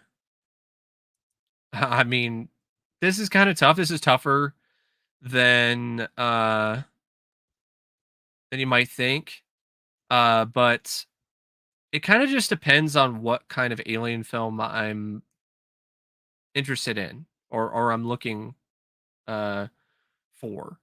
And if I'm looking for like a straightforward like thriller or a horror film, I'll go with Alien. If I'm looking for like an exciting crowd pleaser, I'll go with Aliens. So it's tough. I don't know. I can't honestly pick between the two because they're two completely different kind of films in terms of what they're trying to do. Uh, okay, let's talk about in terms of another superhero film on the list. What are your thoughts on Fantastic Four? Rise of Silver Surfer. Fantastic Four 2. I remember the marketing for that. I remember being really hyped for Silver Surfer and seeing the film and then seeing Galactus as a giant cloud and seeing how they handle Silver Surfer and it being just an incredible, just a massive disappointment. And that's a film that it's hard for me to watch now just for how badly it botches Silver Surfer and Galactus in the same film, and just the really bad attempts at humor. This really awful dance scene where Mr. Fantastic is dancing and using his powers. Yeah, that one sucked. Okay. Yeah, Silver Surfer did look cool, but didn't do that much of anything, and it was just a waste. You're better off watching the short-lived animated series Silver Surfer that was on Fox than watching that movie. Yeah, the one Silver Surfer chase sequence was admittedly kind of okay.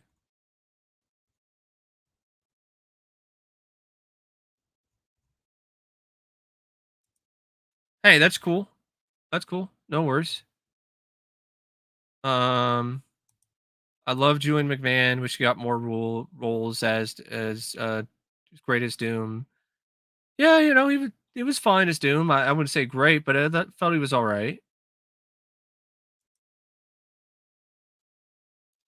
David, I agree with you. Like at best, the best Fantastic Four film is just okay.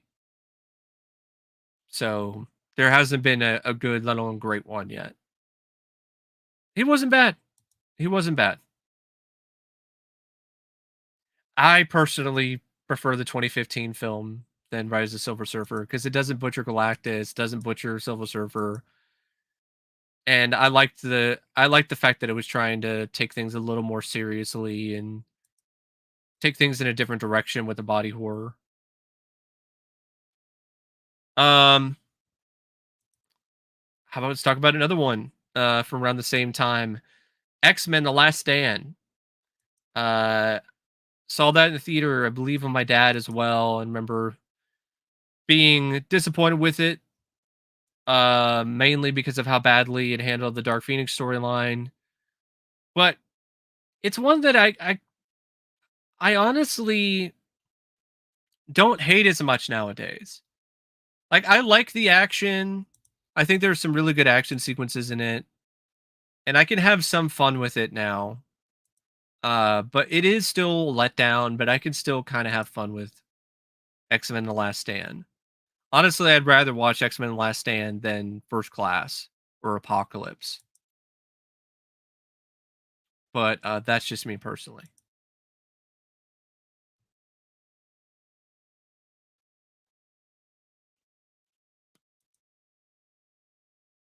Let's see what we got.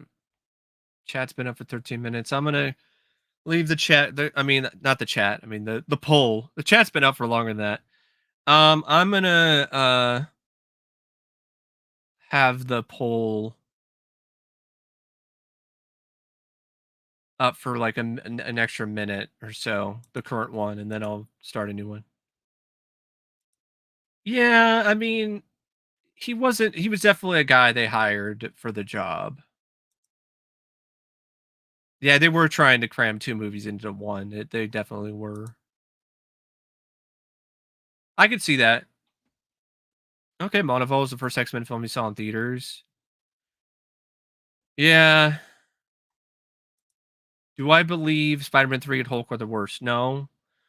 I think they're bad. I think they're pretty bad, but I would say there are other comic book films that are worse than those two. Batman and Robin, Teenage Mutant Ninja Turtles 3, Captain America from 1990, Superman 4, Steel, Catwoman.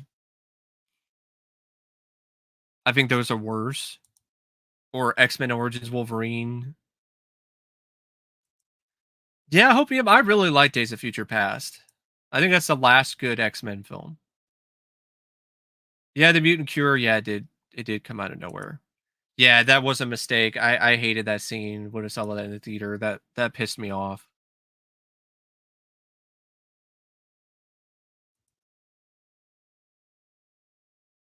Um, looks like Catwoman won almost unanimously over Elektra.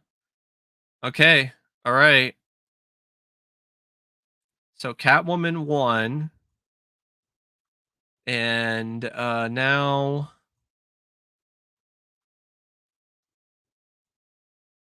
gonna pit it up against.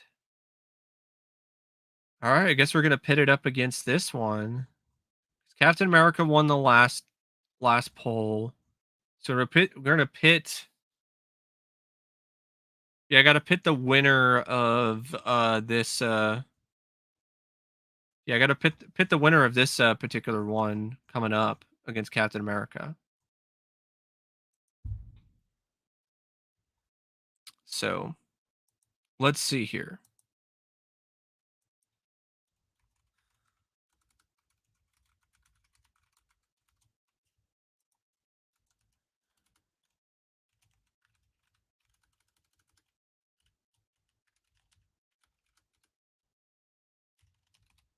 While I'm doing this, how about you just share your thoughts on X-Men Origins Wolverine?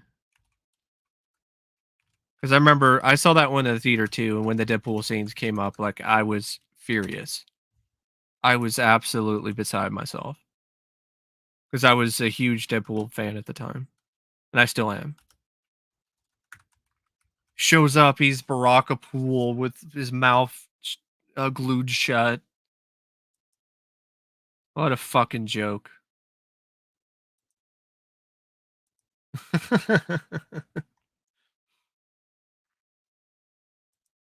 Oh yeah, going to yeah, Cyclops that yeah, the whole bit in X-Men Last Stand what they did with Cyclops. Yeah. Cyclops if I can speak. Yeah, I hated that too. Worst superhero film you've seen is Batman and Robin? I can see it. I can absolutely see it for sure.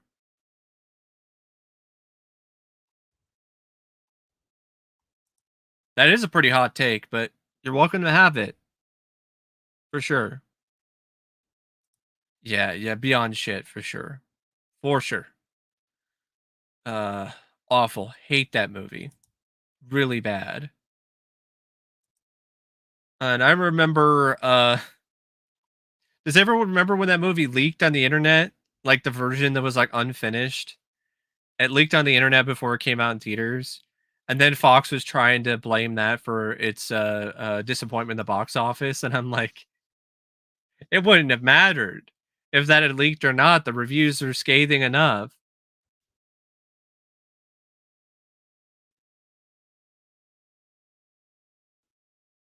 Um, are you talking about X-Men Origins Wolverine Hopium, or are you talking about something else? Yeah, Logan is a pretty sad film, but I think it works for what it is. Mystery Men, not on my list of worst. I like that film. I think it's a fun movie, and honestly, I think it's a bit of a cult classic. I grew up with that film.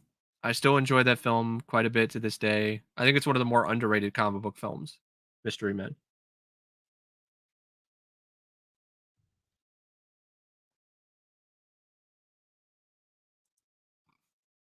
Hey, I don't blame you for forgetting about X-Men Origins. I've forgotten about most of it other than the Deadpool scenes. Hey there, Caleb. Um, I don't necessarily know, and that doesn't necessarily ring a bell, but welcome to the stream. Yeah, I mean Logan, I look at Logan as its own thing. It's not necessarily trying to be a straight up comic adaptation. It's just trying to be a one of those inspired by kind of thing. So it's not just doing old man Logan verbatim. It's inspired by it, and I think it works for what they're trying to do. Doctor Strange, 1979, with Peter Hooton. Uh, Not great, but I wouldn't say it's one of the worst.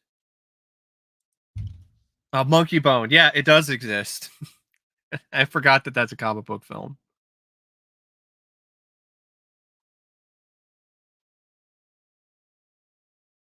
Um, yeah, that was the best part of the Baraka Pool shit. That's one of those things where it's like, yeah, I don't like X-Men Origins Wolverine, but it's kind of fun that it exists just for that scene. Yeah, I got the Final Wars treatment for sure. Yeah, it's really bad, Brett. I would I I definitely would not argue against it being in anyone's top 3. The Wolverines are one of my least favorite comic book films to date. Yeah, I wasn't a fan of it either. I mean, what they did to Silver Samurai was disgraceful too. Turned him into the Shredder from the Michael Bay Ninja Turtles movie. What if I get to invite Brandon Tenold? I would love to invite him, but I don't know him personally, and I'm too small of a channel for him to ever want to be associated with me. Yeah, that was so bad. Them being brothers, that was such bullshit. Um, Speaking of bad films, bad comic book films from that time. Anyone remember Jonah Hex or The Spirit? Like X Men Origins Wolverine is really bad, but I don't know if it's worse than The Spirit or Jonah Hex.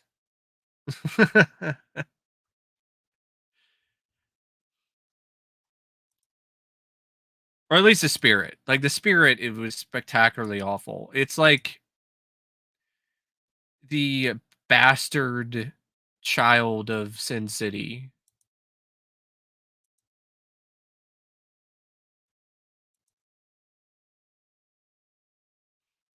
Wow, so far in the poll, Catwoman is actually pulling ahead over Batman and Robin.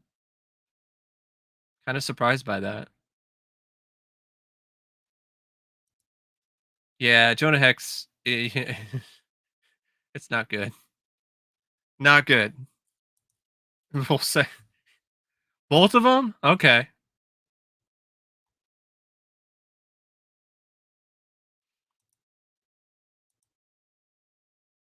Um, I haven't seen Jonah Hex in forever though, or The Spirit, but I do remember The Spirit being really, really bad. Kind of funny in a absurd way, I guess. Uh, Spirit of Vengeance. Yeah. I saw that in the theater, and I cringed so hard in my seat that I physically like moved down in my seat. That's how hard I cringed during certain scenes in that movie. Specifically the scene where Nicolas Cage is doing this whole bit. I think it's like scraping at the door. Ah, like whatever the hell that was that he was doing. He was supposed to be like losing it. He was snapping mentally, and then it was just really cringe-inducing acting by Nicolas Cage. That was physically cringe-inducing. Like not like, oh, I am mentally cringing. Like no, physical cringe. That's that's Spirit of Vengeance.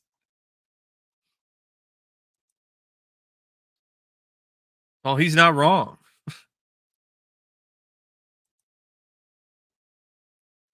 Well, I mean, Watchmen, the original cut is not 3.5 hours. I don't care about the director's cut with the Tales of the Black Freighter and all that other stuff, the ultimate cut. Like I that's not the version that I go to. The original version is not 3.5 hours. And the theatrical version of Watchmen is one of my favorite comic book films. And in my opinion, it's Zack Snyder's best film.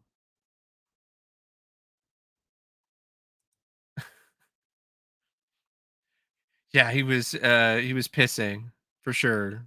I think didn't he actually piss fire in that movie too? Sucked. Well, I mean Megan Fox, at least she was nice to look at. I mean, the spirit, I don't know. I don't know if you could say the same thing about a drug overdose, bad drug trip. Yeah, yeah. And the first Ghost Rider isn't great either, but honestly, I can watch it. I can watch the first Ghost Rider with Nick Cage. Saw that one in the theater too. I always felt that it was a missed opportunity to have a Ghost Rider animated series in the 90s, and I think there might have been a plan to do one, and then it never happened. Because I remember seeing some, like, promotional art or something for it years ago.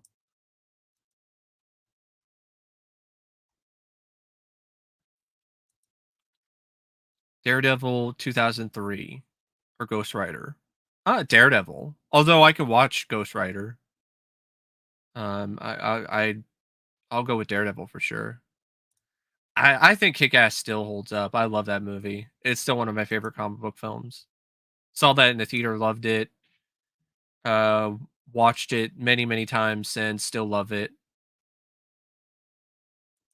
Uh, didn't miss much, Michael. Just a lot of just talking about bad comic book films and uh voting on a poll on actually a bunch of polls trying to determine via the chat like which one they consider to be the worst. Yeah, that would have been really cool. An HBO series similar to Spawn with Ghost Rider. All right, might as well talk about one of the elephants in the room, Green Lantern, Ryan Reynolds. Uh, what are your thoughts on it? I legitimately don't hate it, but I understand why some people aren't fans of it. It is kind of generic. I think Green Lantern, if it came out earlier, if it came out around the same time as Superman Returns and some of those other superhero films, like after Spider Man, and I think maybe people would be a little less hard on it. But it coming out like in the middle of Marvel's Phase One, uh, it just kind of stuck out like a sore thumb and just felt like it was a relic from the past. But like I said, I could still watch it. I like Mark Strong as Sinestro as well, and I like Ryan Reynolds in the lead role. And yeah, I do admit it could have been better though, for sure. Yeah, it is sad. The Spirit of Vengeance is directed by the guys who did Crank 1 and 2. Brightburn, I wasn't a big on, but I appreciated that it was trying to do something different. I would like to see more films like Brightburn. Even if it doesn't fully work for me, I would like to see more films like that. It was at least taking some risks, you know? Hey, yeah. I mean, I would rather watch Green Lantern over a lot of stuff nowadays too.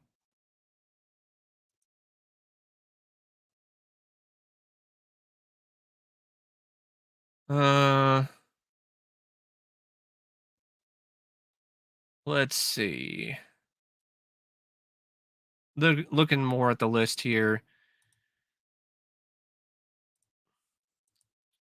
Green Lantern either plot seemed rushed and generic. Yep, yep. It was. It definitely was. It was a rushed and generic for sure. Uh, how about X Men First Class? I know that film got a lot of praise when it came out. I didn't get it then. I still don't get it now. I legitimately love that film. I really do not like that film at all. Not only do I think it's incredibly boring and dull, I don't like the new X Men. I hate the portrayals of Havoc and Banshee. And some of the members of the first team are just lame. This woman who can spit acid, like really? Who gives a shit? And the villain I thought was just crap. I'll explain this. It's on here because I put Howard the Duck on here because I put it in the thumbnail because I wanted to have a representation for a film from the 80s. There weren't that many comic book films from the 80s, and I didn't want to just put another DC film in there. So I wanted to have a little bit more representation. So that's why I had Howard the Duck in there. Also, it's considered to be one of the biggest box office flops of all time. But to be honest, I don't hate the film. I don't think it's one of the worst ever.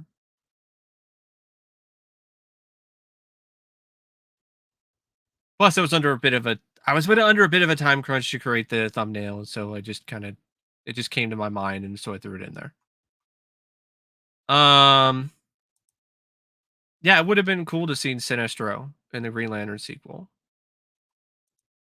But the first class is a fine step in rebooting the franchise. I don't think it was a fine first step at all. Like I thought it was just a misstep on almost every front. Can anyone name a single action scene in that film that was actually memorable or iconic or exciting? Like, what even was even that memorable or interesting about X-Men First Class in retrospect? Let's be honest here. Hey, that's cool, Metal Face Doom. No problem. I'm just curious about, why people were such big fans of First Class. George Miller directed a Justice League. Yeah, Justice League Mortal. I honestly wish we got that. That would have been interesting. That could have been a lot of fun. Let's go down the list here. What terrible superhero film we remember 50 years from now? It's got to be a film that has a lot of memorable bad elements to it. So it's got to be a movie that has the distinction of being like one of the biggest box office bombs and some of the most critically destructive reviews. So it's got to be a combination of those two things.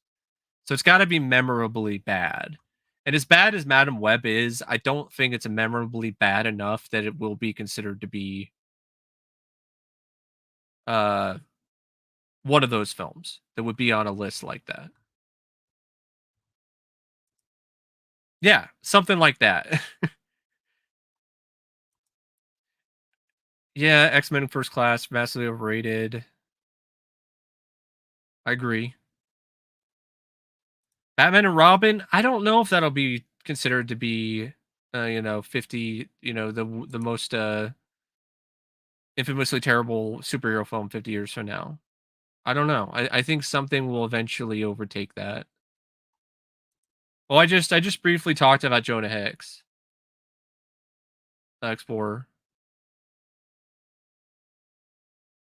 And going back to Man of Steel, yeah, I mean, yeah, there's a lot worse films than Man of Steel, especially in the comic book genre. I still don't mind it as a time waster for the action, for the spectacle in it. I would much rather watch Man of Steel again or twice than Black Adam, The Flash, Madam Web, Morbius, Wonder Woman 1984, Captain Marvel, stuff like that. But speaking of Marvel, what are your thoughts on Iron Man 3? I know that one's pretty divisive. I know the second one's divisive nowadays. I'm not super big on Iron Man 2 either, but I definitely like Iron Man 2 more than 3. Iron Man 3 to me was the first moment where I think a Marvel sequel that I was highly anticipating really let me down because I was excited to see Iron Man face off against the Mandarin. And I really like uh, Robert Downey Jr.'s Iron Man. And I remember being kind of iffy about it because Thor: Dark World had come out, and I was disappointed by that. And that was like Marvel's first major misstep in the MCU. And Iron Man 3 came out, and the trailers dropped, and I was just kind of on the fence about it. Then another trailer came out, and it kind of won me over. And then I saw the movie. Then you had the twist with Guy Pearce as the real Mandarin, then Pepper Potts and all this other stuff, and it didn't work for me. I still think it's one of the MCU's worst, to be honest. Is Iron Man 3. I wish it was like that's how I feel about Iron Man 2. Like Iron Man 2 is to me. Iron Man 3 is bleh. Speaking of bleh, how about R.I.P.D. Does anyone remember that movie? The supernatural Men in Black knockoff. Um, Go ahead and discuss that while I come up with the next poll because it looks like Catwoman won. It beat Batman and Robin. So here we go. We're gonna see who bites the dust next with the next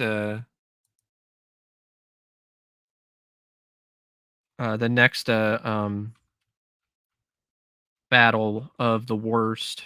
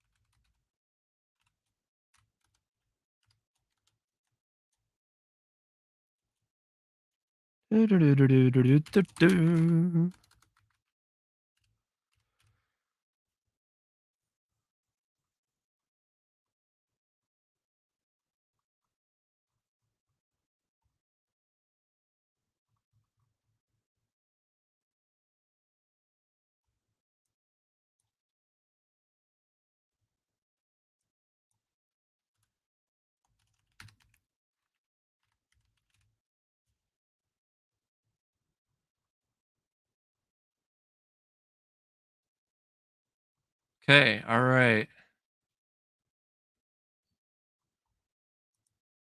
Let's see who bites the dust next. I think I have a feeling on which one is gonna win. Yeah, R.I.P.D. It is. It is horrendous. It's really bad. I remember seeing that in the theater too. I was shocked by how bad and how fake looking and how cheap the CGI looked for a multi-million dollar production. Yeah, that fat guy chasing, exactly. That stunned me. I could not believe what I was witnessing. It looked like CGI from like 10 years prior. So we faced Indian food. Yeah. To me, that's one of the more forgotten, just really bad comic book films. R.I.P.D. To to be honest, and it's really sad. Ryan Reynolds is in a lot of these. Let's hope that that Deadpool 3 is not Blade Trinity. Let's hope. Because if you look at it, the odds are not in his favor. The odds are bad for Ryan Reynolds in comic book films. Blade Trinity, R.I.P.D., Grinity, Grinity, Green Lantern. Grinity is like, I don't know. My brain just completely just frazzled itself there. Combined Trinity with Green Lantern. Can you imagine a combination like that? Now that would be bad. No, I wouldn't put that in my top 10 worst superhero films. Of course, other than Deadpool 1 and 2, but I mean, look at his track record other than that. But no, I definitely wouldn't put that in my top 10 worst superhero films. But that's just me. Deadpool 1 and 2, honestly, are two of my favorite comic book films.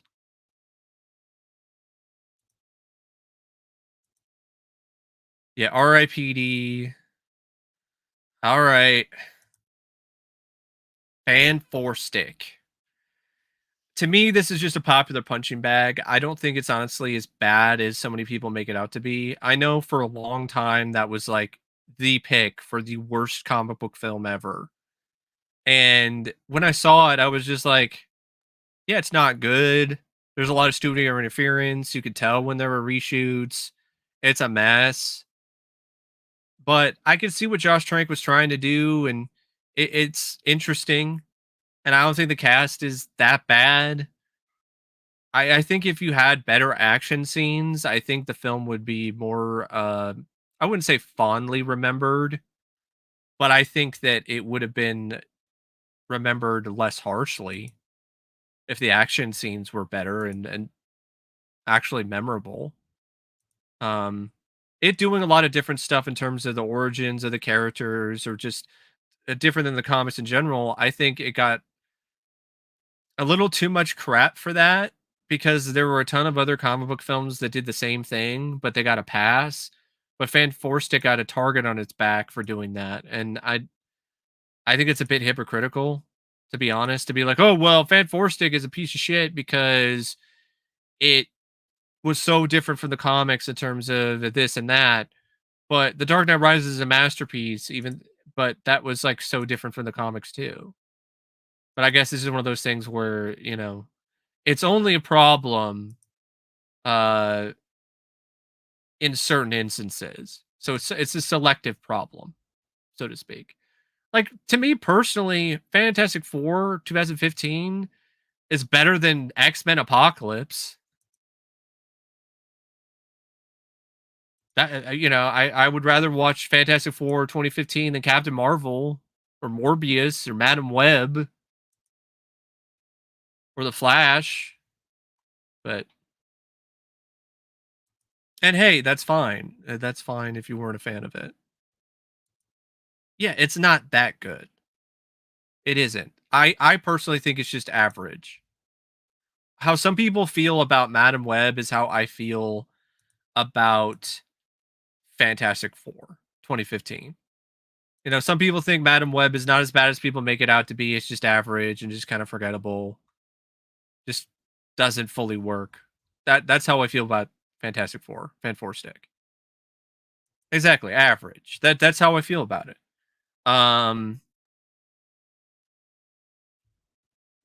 But yeah, I do feel that, it got a lot of crap because of Stuckman and other critics.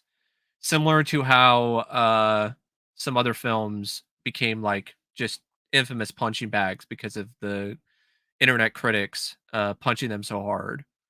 Um and what's funny about Stuckman, have you seen that video that he just uploaded where he basically says Madam Web sucks without saying that Madam Web sucks because he doesn't want to burn any potential bridges in Hollywood and is a total pussy and just completely skirts around the issue. of Madam Web being a bad movie, and instead just talks about studio politics and how the studio is the one to blame for the movie's failure, and gives a pass to the writers and the directors and other people involved with the movie because he doesn't bash movies anymore because he's a filmmaker now, and he knows how hard it is to make movies, and he doesn't want to hurt anybody's fees or anyone's feelings in the industry. Seems like Chris Stuckman isn't even a reviewer anymore. He's not even a film critic. Instead, he's the guy who wants to make movies, or the guy who made a movie. I made a movie. Chris, I made a movie, Stuckman. Yeah, he totally sold out.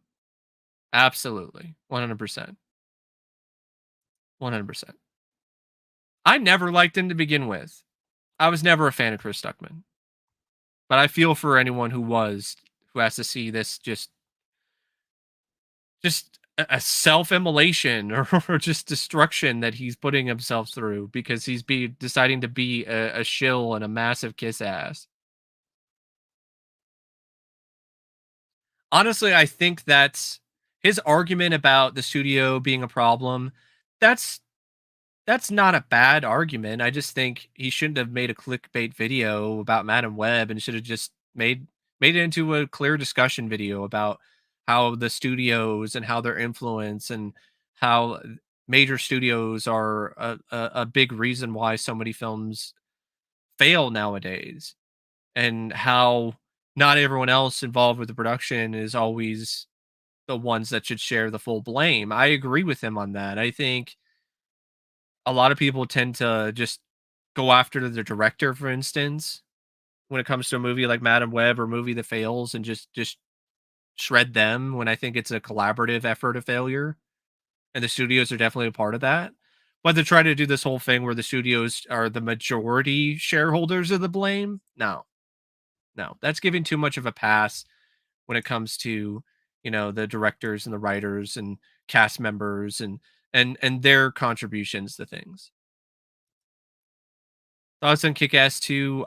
I can't say anything because I still haven't seen it actually. I need to get around to that. I really do. It's surprising because I really like the first film. But I guess I read the reviews of the second one and they weren't that great. And I guess it just kind of turned me off. And then I never really decided to watch it. But checking the poll again here. Catwoman. I pretty much I pretty much assumed that Catwoman was gonna be the winner here between this particular battle. I mean,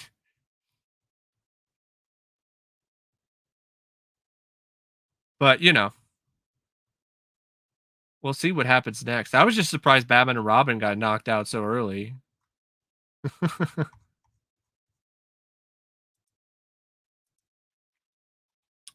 um, can't blame Chris though. He grew up as a Jehovah's Witness. He missed out a lot. No, I can blame Chris. Like, I think what Chris should do is he should make a video where he talks about how the unwritten rule in Hollywood about not criticizing other people's work is outdated, and he shouldn't have to sacrifice his own integrity as a film critic to appease this unwritten rule. But he doesn't have the balls to do that. I would have a lot more respect for him if he did. Because it's a stupid unwritten rule. Like, oh, these grown ass adults, these grown ass men and women, they can't handle criticism.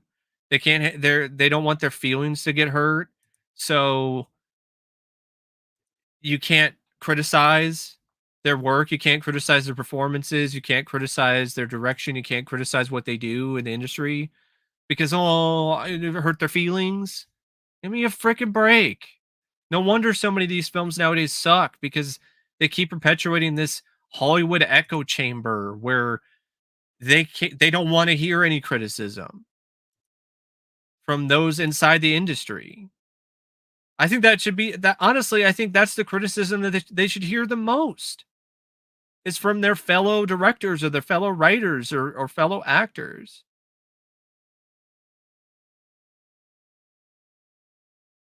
But that's just me.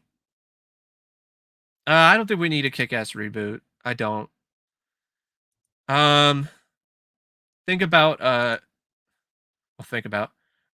Let's talk about some DC before we get into some MCU garbage. What are your thoughts on Batman versus Superman? Dawn of Justice. Like I know there are people who really like it. I'm not one of them. I saw it in the theater. I remember looking up at the ceiling tiles because I was so out of it. To me, there's like one great scene in that movie, and it's a fight scene on the dock involving Batman. And that's sad because it's a Superman movie that also has Batman in it, and the best scene in it involves Batman, not even Superman. And I really hated that because of what they did with the death of Superman angle. Was not earned, did not work in the context of that film. And I mean, you got Jesse Eisenberg's Lex Luthor. You got that laughable nonsense with, Martha. Martha, why'd you say that name? Yeah, it's just the stuff based on it is so much better. The Doomsday, the way they just completely just ruined Doomsday, it was just a disaster. I hated that film. The Death and Return of Superman is one of my favorite Superman comic book arcs, and they just absolutely butchered it. Horrible. And like when Superman dies, like you feel nothing because this Superman was portrayed as not really the most likable person or likable hero. And everyone was so divisive on him in the first place. So why the hell would you even give a shit whether he died? Yeah, they tried to cram 4 movies into one. It was a freaking mistake. Yeah, and the Martha shit was freaking ridiculous. Laughable. So was Jesse Eisenberg as Lex Luthor. That whole scene where he's got a jar of piss at the at the in the courtroom. A jar of piss in the courtroom. Crazy.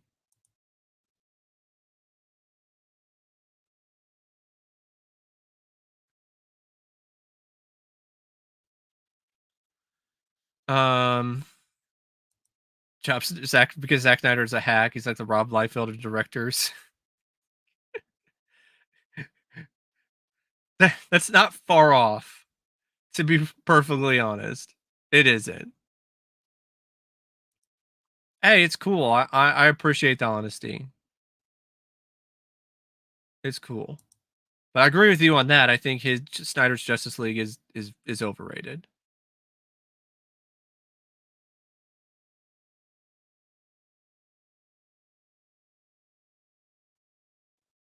Uh,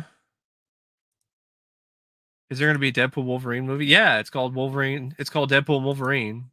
It's coming out this year. But yeah, Batman vs Superman is just a disaster. It's a mess. Suicide Squad was another mess. Uh, saw that in the theater as well. I don't mind Will Smith as Deadshot. Margot Robbie, her first appearance as Harley Quinn was actually pretty good, pretty solid, and not just because she looked hot. I thought it was actually a pretty good performance. And there's just so much else about it that's just so bad in terms of the writing and the tone, and the other members of the team aren't really likable or memorable. Like the one Hispanic guy with flame powers or some shit, that Killer Croc, the dude with the boomerangs, and of course the portrayal of the Joker. Yeah, utter embarrassment. I don't know what Jared Leto was doing. It seemed like he was doing his worst impression of Jim Carrey in the as the Riddler and Batman Forever, but on crack. Like if Jim Carrey in the as the Riddler in Batman Forever was on crack, that would be Jared Leto in Suicide Squad. Yeah, the soundtrack is better than the movie. Also, David Ayer's direction isn't that bad. I remember there being some legitimately stylish and slick looking shots in it.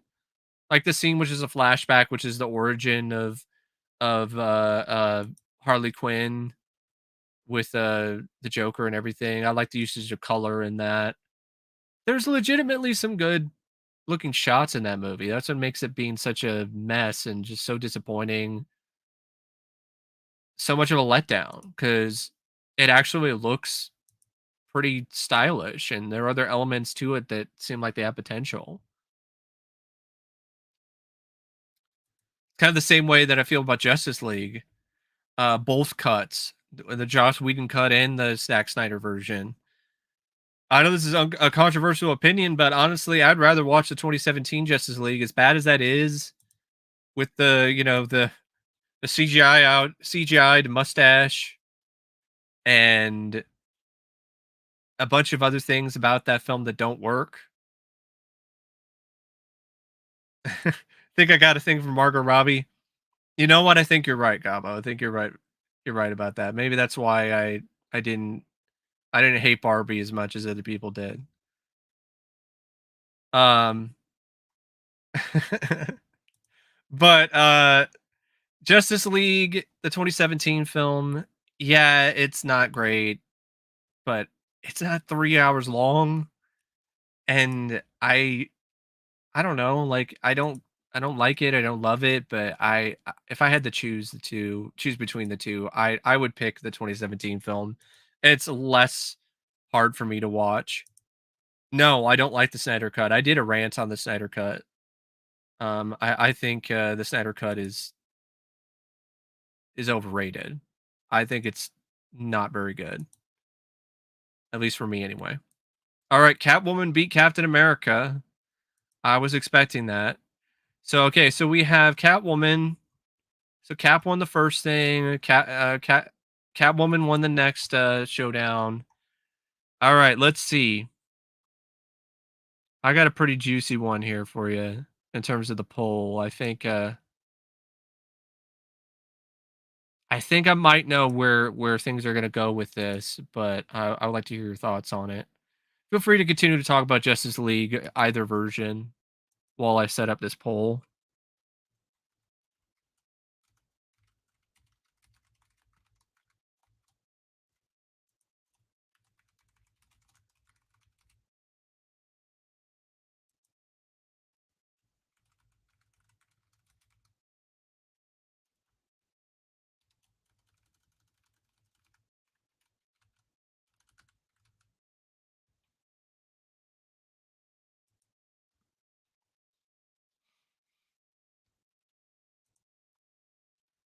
I could have done for the next poll, I could have done some with Spider-Man 3, but I don't think it's hated enough, even though it's a film that, has some really bad stuff in it. I don't think it's hated enough universally that, you know, it would win a battle or be a fair fight against something like Catwoman. I need to think of something like Catwoman bad.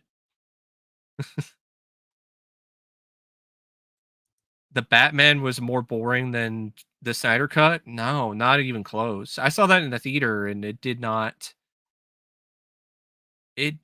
feel that long for me. No, I didn't see Michael King's Barbie review. I know he wasn't a fan of it. It's an acquired taste. It's a movie that I'm not surprised people aren't big on,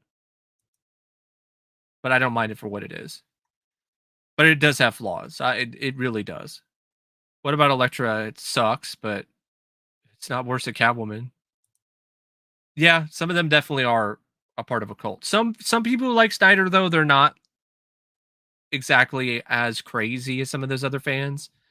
So I want to point that out because I know some people who are fans of Zack Snyder and they're not that nuts about him. But other people, yeah, the serious cultist members make fans of Snyder look worse as a whole than I think they really are. Hey Gozer, would I put Affleck's Daredevil Ang Lee? It is on the list that I listed off at the start of the video just for the sake of discussion, but they wouldn't be on my list.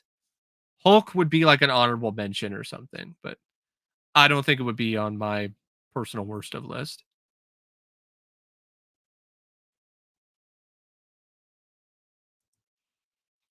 Yeah, what he said was kind of lame. It definitely was. Speaking of lame though, let's talk about Captain Marvel. A lot of people considered Captain Marvel to be like the first. Well, I mean, it wasn't technically a box office bomb. Sadly, it actually made a lot of money.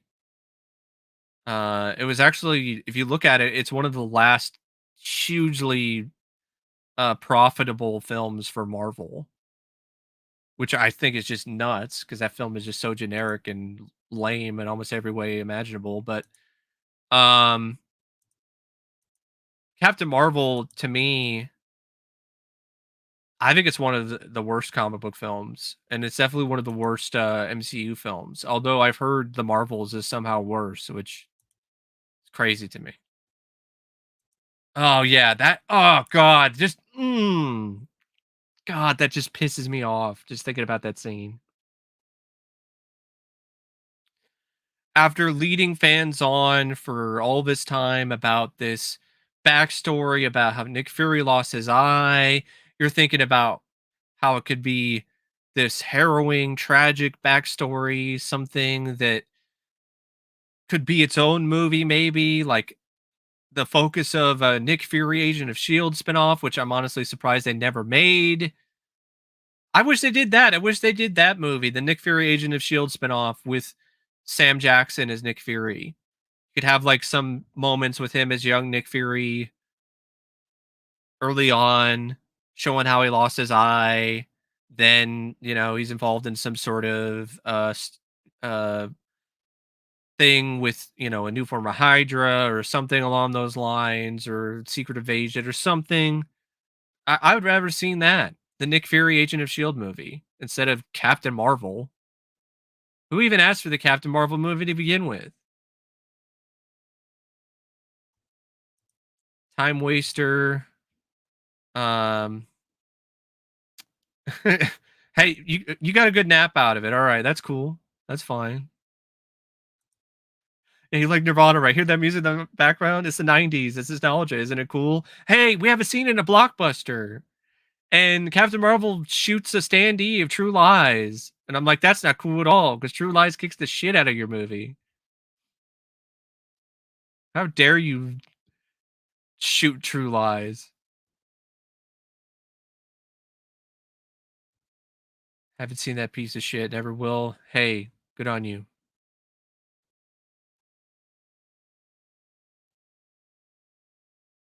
Yeah, that's true. It is the beginning of the dark times for the MCU.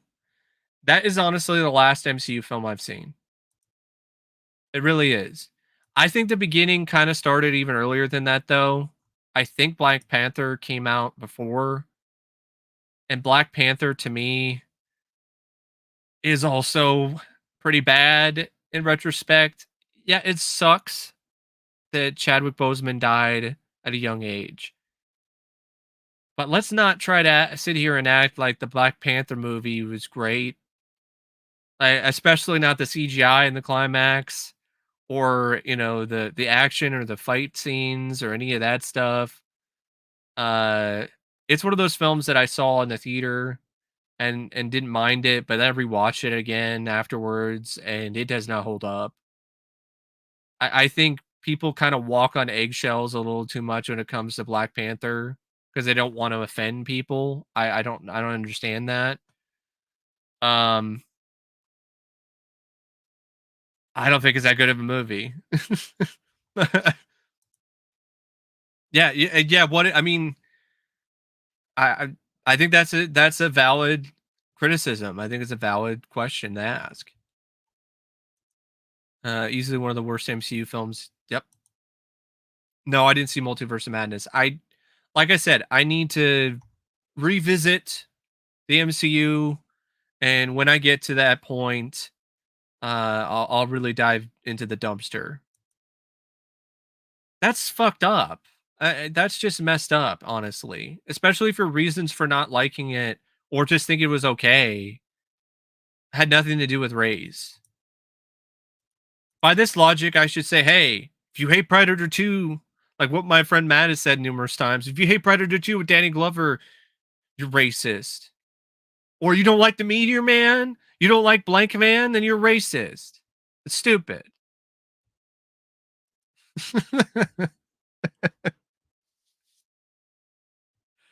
Yeah, it's stupid. It really is. It really is. It's dumb. Um, how about the New Mutants? Yeah, that PS2 CGI battle scene. But yeah, how about the New Mutants? New Mutants, I remember the trailer for that. This was one of the last things I think Fox worked on before they wound up getting bought out by Disney. And I think I legitimately still feel that there was a different film that was in the works, and then it got re-edited and it got recut, and it was intended to be maybe not R-rated, but I think it was definitely intended to be more of a horror film than whatever it wound up being. And it's sad that you'll never see that version of the movie. I don't buy the director at all in terms of what he's saying. Because if you look at the trailer, the first trailer for New Mutants, like it just has this different vibe to it that none of the other trailers or the final film has. So I think that uh it's a interesting concept. It's just a failure in execution. Yeah, Venom's a turd. Turd in the wind. I could not believe I was what I was hearing when I saw the trailer for Venom. Like a turd in the wind. I was like, what? What? Like I had to like rewind the trailer, replay that. And I did that like a few times because I had to be sure that's exactly what I heard. And yeah, that was an actual line in Venom. Venom sucks too. Like I don't get it. I don't understand why people think Venom is great, let alone good either. It's Hardy is so miscast as Eddie Brock. Like he can't even pull off a convincing American accent. It's just awkward and just weird throughout the movie. And it's just a weird film. Honestly, a better Venom movie is Upgrade. And I don't like Upgrade either. I think Upgrade is disappointing and I hate the ending of that movie. But that's a better Venom film. And honestly, I think the lead of Upgrade should have been Venom. Swap it. Tom Hardy's the Upgrade guy and the guy in Upgrade is Venom. Still wouldn't be a great movie, but it would have far less cringe because it wouldn't have to deal with Tom Hardy's terrible performance.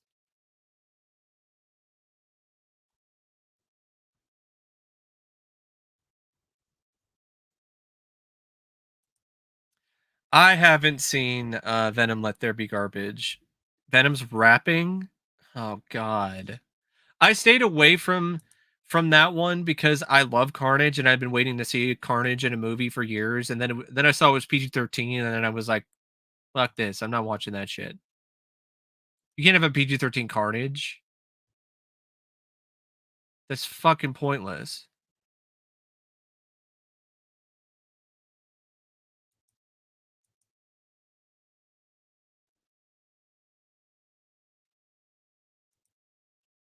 All right. Hey, thanks, Spore of Horror.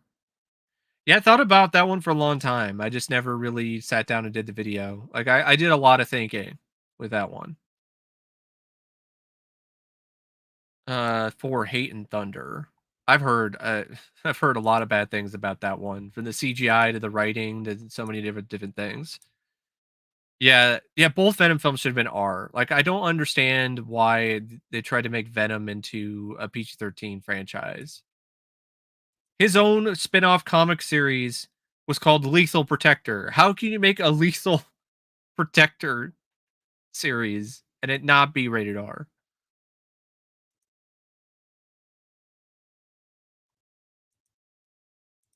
Yeah, let there not be carnage. Um, as bad as Venom is, though, like, let's be honest here. I would say Wonder Woman 1984 is significantly worse. I wondered Wonder Woman 1984. I think it's definitely a contender for the worst DC cinematic universe movie. Although The Flash is up there.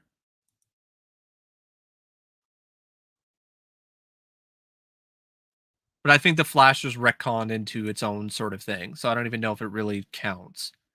But it's got the same actor, Ezra Miller, as The Flash. So yeah, Wonder Woman 94, total dumpster fire. Just this really weird tone, too. Like, what the hell were they trying to do? Like, they're trying to be a homage to Richard Donner's Superman films, you can tell. But then they're also trying to be the opposite. So you're trying to be a Richard Donner superhero, a Superman film and be campy and so on. And that doesn't really fit with what the tone was established as in the previous Wonder Woman. So it just comes across completely out of left field. And then on top of that, it's just some really bad acting, bad writing. The whole bit with Chris Pine and how his spirit possesses this other guy, and this guy's being controlled against his will. And that.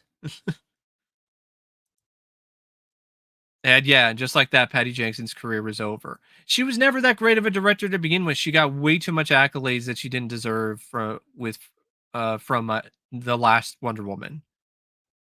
Like, to be honest, if we're talking about female directors, like Catherine Bigelow runs circles around her, and so does Rachel Talalay, who did Tank Girl and Freddy's Dead, or even the director of Pet Sematary.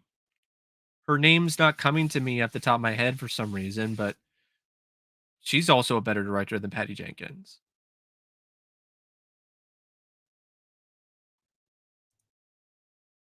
Worst comic book film experience.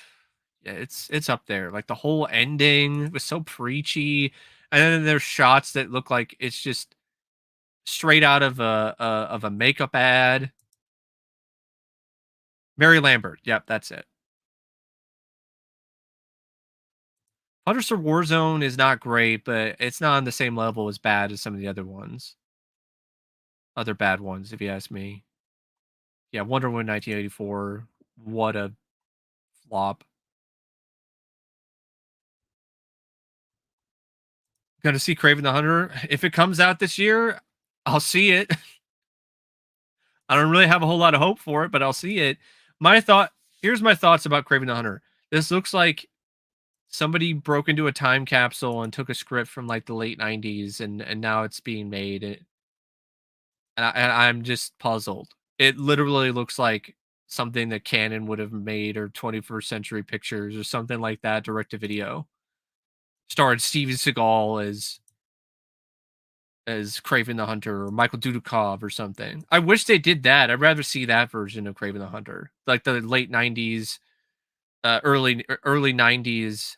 I mean, the late 80s. My bad, late 80s, early 90s Craven the Hunter. Rather see that, starring Jeff Speakman. Give me that Craven the Hunter movie over Aaron Taylor Johnson. All right, I think it's been long enough. It looks like Fan Four Stick beat Green Lantern. All right. Okay. All right. Let's see. Let's see who's gonna win this next battle. This could be a close one.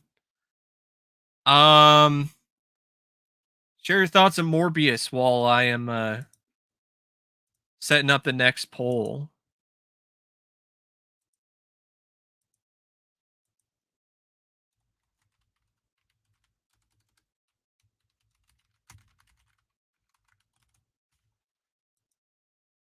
Now, when it comes to Morbius, for me, I really didn't like that film at all. I thought it was one of the worst comic book films I had seen to date at that point, if not the worst. Uh, until I saw Madam Web, because a lot of these other bad comic book films that I've discussed here, uh, they're bad, but they're not the level of bad that Morbius and Madam Web are. Because some of these other bad films, Howard the Duck, there's effort put into it. You can say whatever you want about that movie. There's legitimate effort put into that. I guess my cat.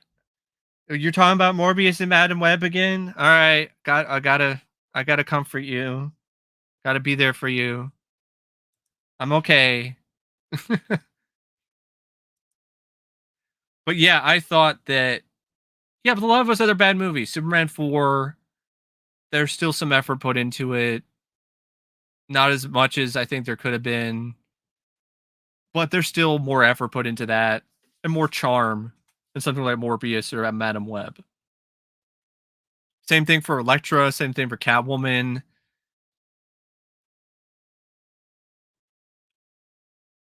The Punisher, even the unreleased 1994 Fantastic Four film. I guess maybe you could kind of, I don't know, maybe something like Son of the Mask that could be a contender for being worse than Morbius or Madam Web. That feels kind of feels like cheating because that's like barely at all having any sort of connection with the Mask comics. I mean, even something that doesn't work like X Men Origins Wolverine or Ghost Rider Spirit of Vengeance or even Fan Four Stick, like there's more effort put into things. So that's why I personally think that Morbius and Madam Web are like two of like the worst comic book films ever, at least from ones that I've seen off the top of my head. Morbius can go fuck itself. Yeah, I agree. Bunch of BS.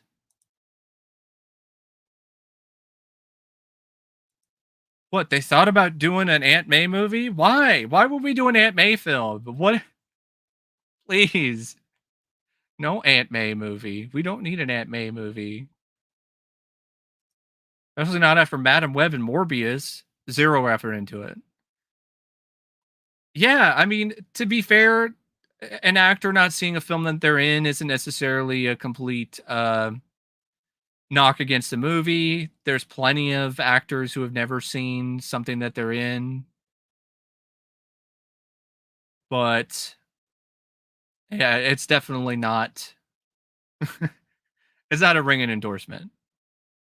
Snorbius, the film. I don't know what the plot about a plot of Craven is. I know that it's rated R, surprisingly enough. It's funny, they don't do the Venom R-rated film, but they make Craven R-rated. Go figure. Also, it's the same sort of thing as the other two, as Venom and Madam Web, where the villain is just a bad version of the hero. So they're just still recycling the same plot points. And it's just more BS.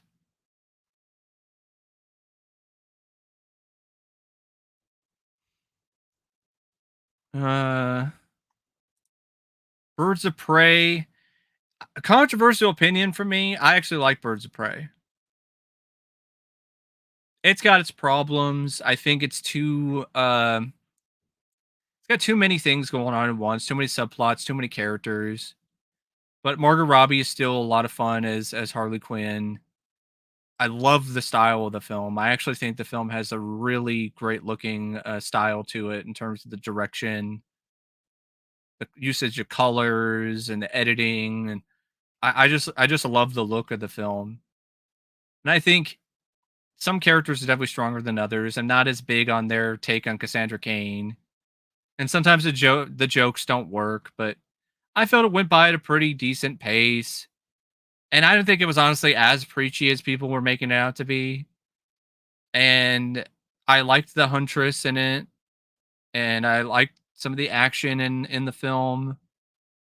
And yeah, I thought it wasn't anywhere near as big of a disaster as people are making it out to be. Honestly, I think Birds of Prey was my pick for my personal favorite DC Cinematic Universe movie, at least from at least the previous DC Cinematic Universe. That's just me personally. And yeah, Margot Robbie was very charismatic. She kind of reminded me of Laura Petty in Tank Girl, and I really like that movie. I agree. What would ever happen in an anime film? I don't know. The Suicide Squad, I loved it. I really liked that one. Saw that at the drive-in theater. I forgot that that is a part of the the previous DC Cinematic Universe. If that's the case, that would be my pick. Birds of Prey was until I saw the Suicide Squad. But it'd be a close second. Um, do I think that Kraven the Hunter will be any good? No.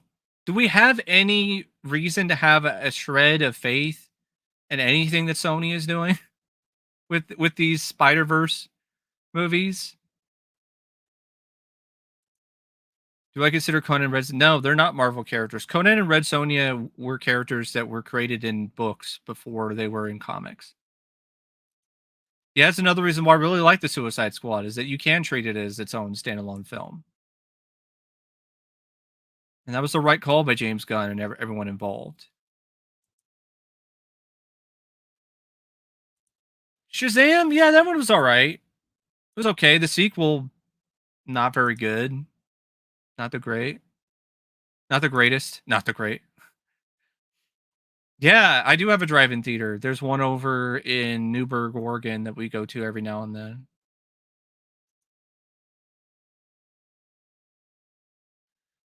Uh,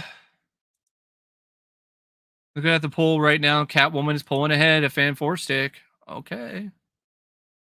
All right. I gotta be thinking fan 4-stick levels of bad right now. All right.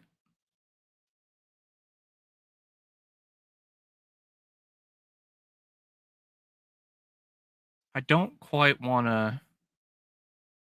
Yeah, I think I got something. I gotta pit it up against a DC movie, so I can't just pit it up against Marvel right now. Marvel against Marvel.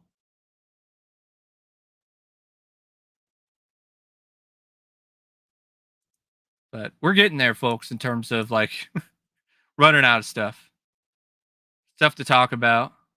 But I think it's been a pretty fun stream. I've had fun. Time's gone by pretty quick. Thanks for everyone for joining me. Um, how about Mutant Mayhem? What are your thoughts on that? Teenage Mutant Ninja Turtles Mutant Mayhem.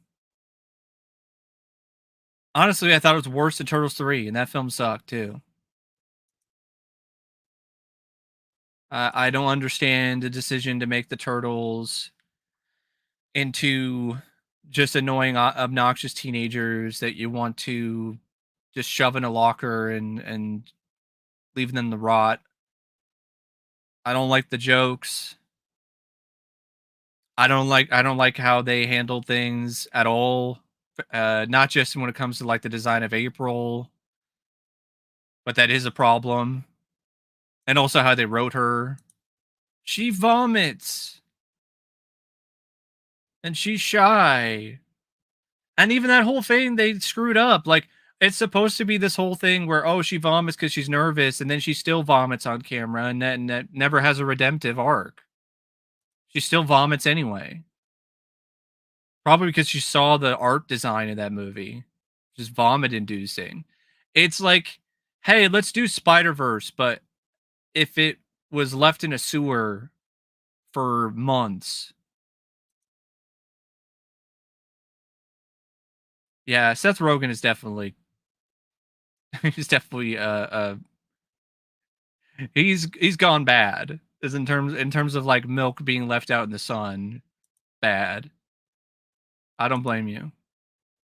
Hey, it's cool. Hey, it's fine. It's fine if you loved it. Really enjoyed Mutant Mayhem. I did not care for it at all. One of my picks for one of the worst films from last year. But I wouldn't say it's worse than The Flash. Hey, let's have Ezra Miller as the Flash again, who I never liked, who I always hated as the Flash. The Flash to me is always John Wesley Shipp. I'm not accepting a substitute unless it's the voice actor for the Flash in the Justice League show. Other than that, accepting no substitutes whatsoever. Definitely not Ezra Miller because I hated him in the Justice League movie and any other appearance he made in the DC Cinematic Universe. He's just a awful poor man's version of Andrew Garfield or, just Peter Parker in general. Just horrible. And it doesn't help either that Ezra Miller himself or they or whatever they want to call themselves is a massive douche in real life. And then you have not one but just two Ezra Millers in the same movie. Like that's just criminal. And then you also screw over Michael Keaton's Batman in the same movie. Ugh.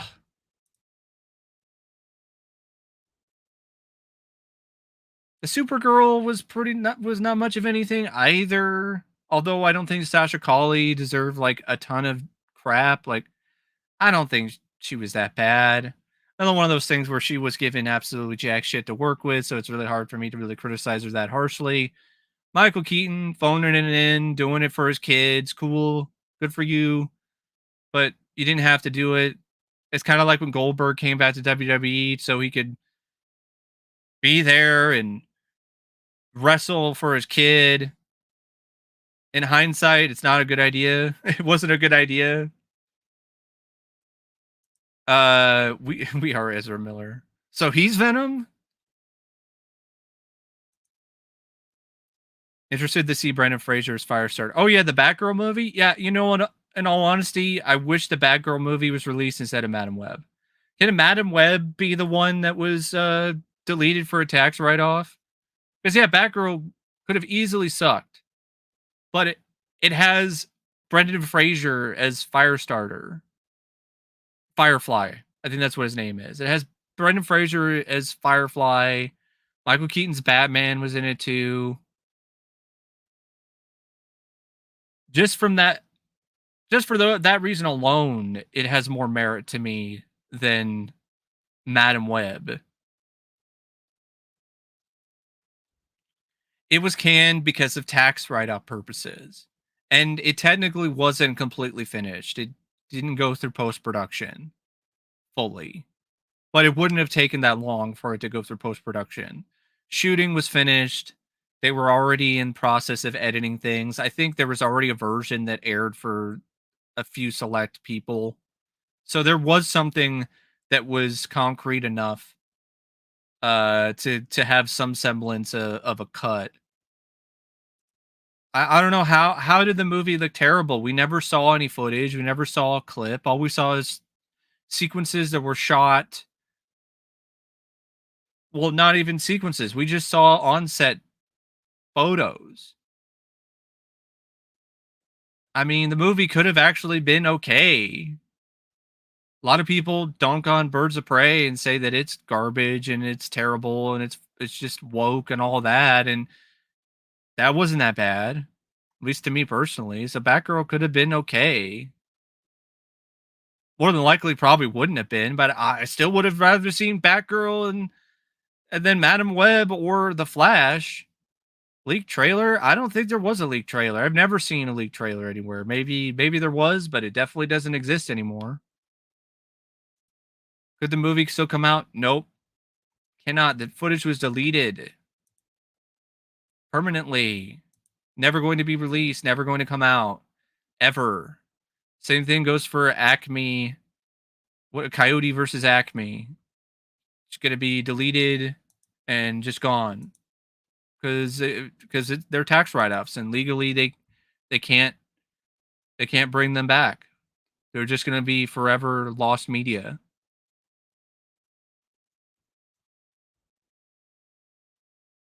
Yep. Delete, delete, delete, delete.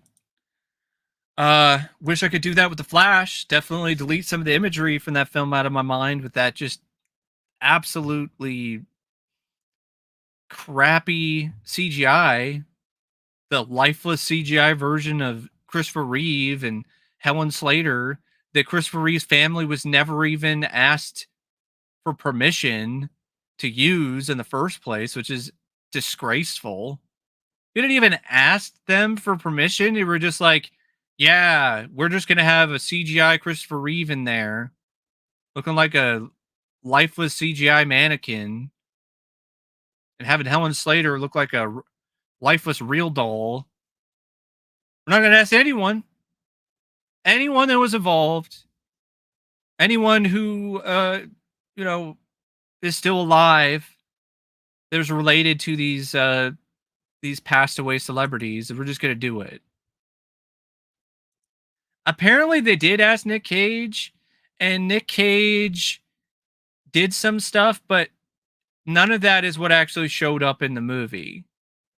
So when he saw the film, he was like, "What the hell is this? Why am I fighting giant spiders? I don't remember. I didn't do anything like that."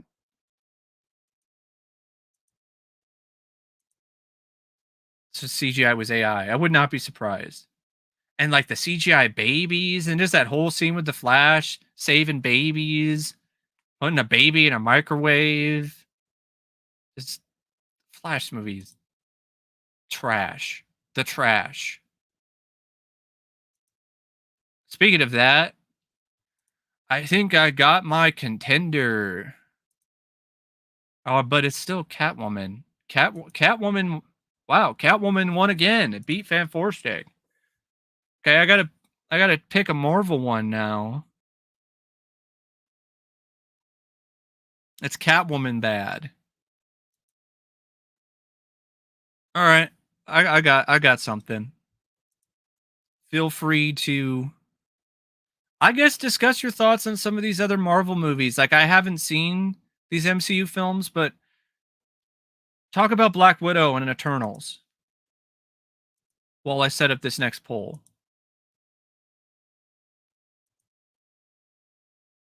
I can't say much about him because I still haven't seen him. Although I will say this, I think they dropped the ball on the Black Widow film. They should not have waited that long to make it. They should have done Black Widow instead of Captain Marvel. I still don't understand why they didn't do that.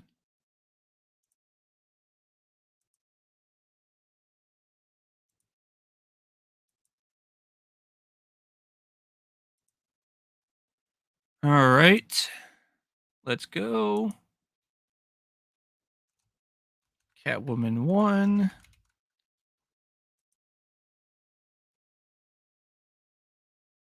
So let's see who wins with this battle.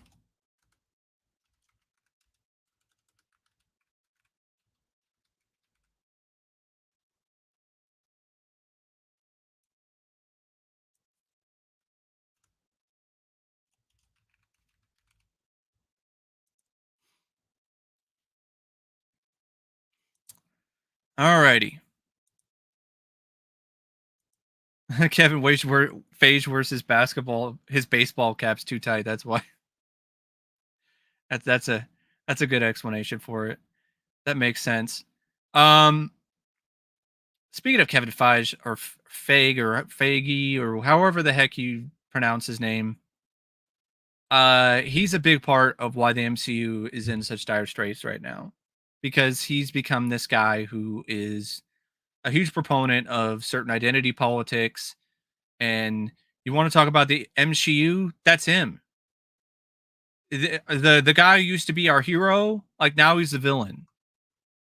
And if you ask me, he's long outlived his usefulness.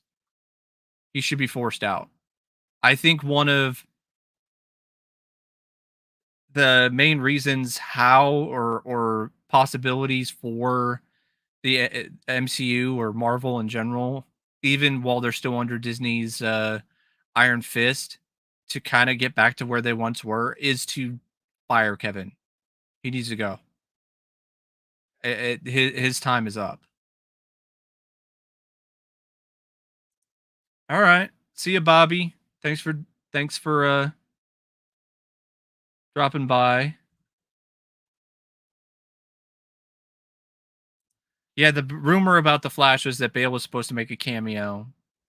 Yeah, good. I'm glad he refused to be in that garbage.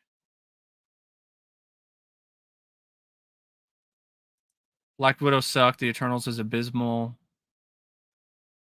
Everything about the Eternals just looked boring. Shang-Chi was on the main list. Another one I still haven't seen yet. Feel free to talk about that. Thor: Love and Thunder, The Marvels, Quantumania. Feel free to discuss those. Or nearing the end of the stream, I'm probably gonna cut it, call it a day, like after probably a little bit over 3 hours. I'm trying to. I know it's been long, but I just want to get the poll finalized before I end the stream.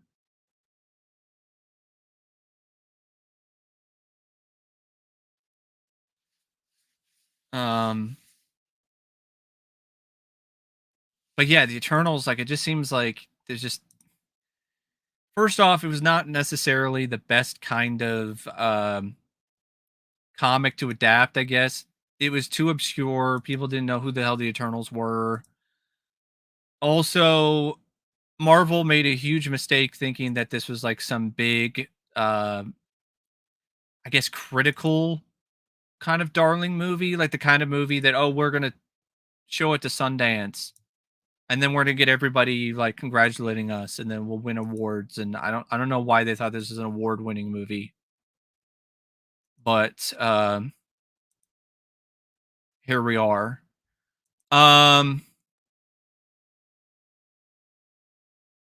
but yeah, it's just one of those things that they just really, really did not think that they didn't think things through. Like they thought that this wasn't going to fail because they had this long track record. Yeah, it was Sundance or something like that. They actually did show it at a film festival and it didn't get praise. It wasn't widely praised by people at the festival. And so that was like the first sign that this was not going to do well. I remember when this first was announced, I remember the trailers, I remember everything, and I was like, this is going to be one of Marvel's first genuine flops. Still haven't seen it, but I was right. I was right. I was dead on. One of their first flops, for sure. It did terribly. I don't blame you. I don't blame you. Like, what are you missing? You're missing a lot of garbage. That seems like it seems like. Out of all of these, like, which one is the best? We're talking about like the worst. Okay, which is the best of the worst here? Out of Eternals, Black Widow, Shang-Chi, Thor: Love and Thunder, The Marvels, and Quantumania.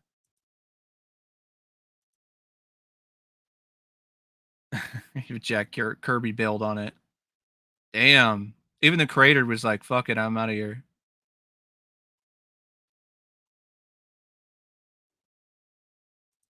Yeah, those Batman spoofs are really good. Those are hilarious. The Pete Holmes did something similar with X-Men that was really funny too. And he brought Batman back recently, where Batman fires the Justice League, and that was also really entertaining. Like the bit in the Batman skits where he's trying to find his Batman voice, that one kills me every time. All the different ridiculous voices that he uses, and then he only settles on the throat cancer voice because he blew out his voice doing all this stupid shit.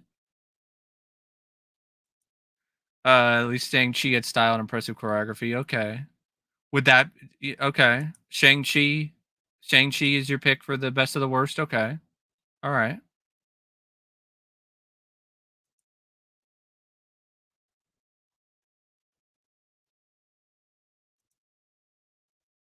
I got to be honest. Out of all of those, all the ones that I've seen there, or I mean, I haven't seen any of these yet, but all of the ones that I saw the trailers for, advertisements, so on. I would say the ones that have the most promise are Black Widow and Shang-Chi. Like, all the other ones just look really, really bad. And I didn't mind the first 2 Ant-Man movies, but Quantumania looks bad. Who remembers the 1990 version? I do. Be a stupid symbol that nobody cares about. I care. Not enough people cared about that movie, though. I grew up with that film. Used to rent it a lot in VHS along with the 70s Captain America movies. Nowadays, it's just cheese. It's so hard to watch. Matt Salinger can't act. He has about as much personality and charisma as the rubber ears that he's wearing. Scott Pauling is the Red Skull, is hammy and just bad, and the whole dumb plot about him becoming some other guy named DeSantis because he can't be the Red Skull was stupid. Captain America spends half the film getting his ass kicked or throwing up. It's just a bad movie. It has some weird environmental message too for some reason. Stay far away from Quantumania if you don't want to see Corey Stoll with a giant face with body and 1,000 CG creatures that look like Star Wars rejects. MODOK from Walmart. MODOK was always here's the thing, like a lot of people are like ragging on MODOK, and I get it, but MODOK was dumb anyway. MODOK was always dumb. MODOK always looked stupid, and MODOK was never something that was ever going to translate on screen. I don't know why they thought MODOK was a good idea to put in a movie. MODOK is something that you have in like a Deadpool film as like a throwaway gag where Deadpool like kills MODOK and makes fun of him for like 30 seconds or a minute, and that's it. MODOK is not somebody you can create into a legitimate villain. And then how they wound up making Yellow Jacket into MODOK was just equally dumb or even dumber. He is. He was always stupid. It's always stupid and silly looking. Speaking of that Deadpool killing MODOK bit, one of my favorite Deadpool comics is one that was it was an exclusive in Wizard magazine, and it came with a particular Wizard magazine. It was like issue 0 or something. Yeah, he's better as the Mandarin's the lackey, not as the main villain, main threat. And in this Deadpool comic, by the way, that was by Wizard, I forgot the name. I don't even think it has a specific name. It's just you can look it up. Deadpool Wizard exclusive. You should probably be able to find it online. It is hilarious. It was one of the reasons why I fell in love with Deadpool because I didn't really have a whole lot of Deadpool comics, but I had that because I had a lot of Wizard magazines. And I read that comic front to back countless times. I still crack up reading that thing. The whole premise of that comic is genius. It deals with this low rent Marvel villain named Arnim Zola who creates an army of clones, but they're all of like Marvel rejects. So they're all of like the worst, like crappiest Marvel villains or characters. I think MODOK was one of them, and there was just all these other just the Wizard, like all these just absolutely just putrid, awful, ridiculous, stupid, bad Marvel villains, and Deadpool just kills them all and just shits on them throughout the comic. Just absolute gold. Cannot recommend that comic enough.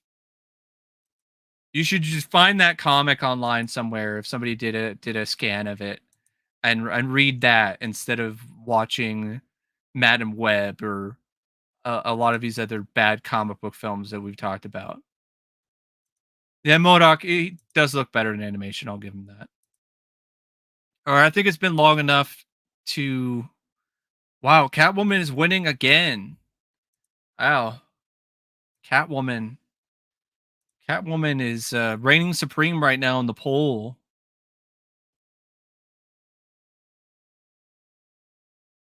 Maybe bad Marvel films aren't bad enough. I guess I need to. I need to compare it to something worse. I don't know if he literally. No, I don't think he literally takes a dump on them in the comic. But what I mean by shit on them, he just completely dunks on them with just insults and one-liners and roasts them. He roasts all of these just lame Marvel characters, and it's just amazing. Uh, yeah. Thanks, Hopium. Thanks for the super chat. Tell Alfred to suck it. Yeah, that was great. Yeah, Badman is. Watch Badman. Do that too. Watch that instead of a lot of these other garbage comic book films.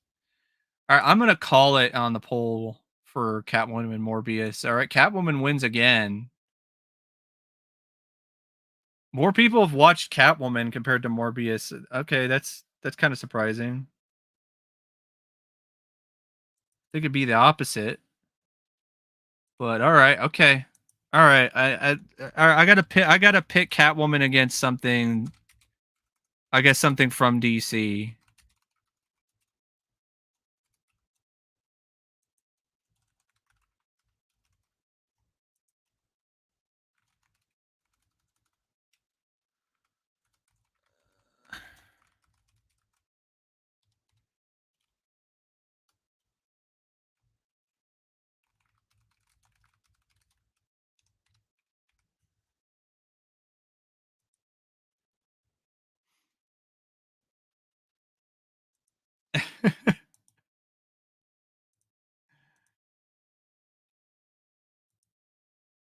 That is kind of surprising to me that more people have watched Catwoman than Morbius.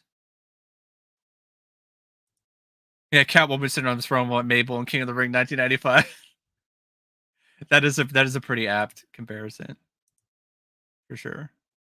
I don't like I said, I don't think there actually is like a name. Some people watch it without putting an actor over to find the movie. Okay. I don't know if it has a name. I just think it's like it's just a Wizard exclusive.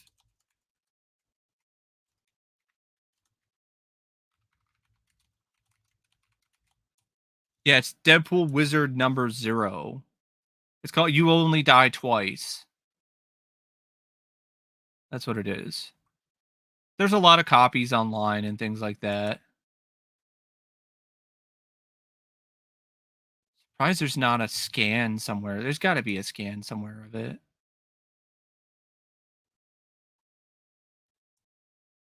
But yeah, it's on eBay. It's on all of his other comic shops and everything.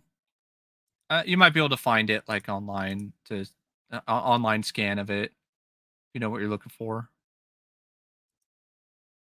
No, John, I haven't seen his review of Daredevil. Good for him. But someone else is coming to bat for Daredevil. Ben Affleck's Daredevil. Okay, all right. Kind of a tight race right now between Catwoman and Wonder Woman 1984. All right, cool. See who reigns supreme. I'm just kind of surprised Catwoman beat Batman and Robin and Fan Four Stick.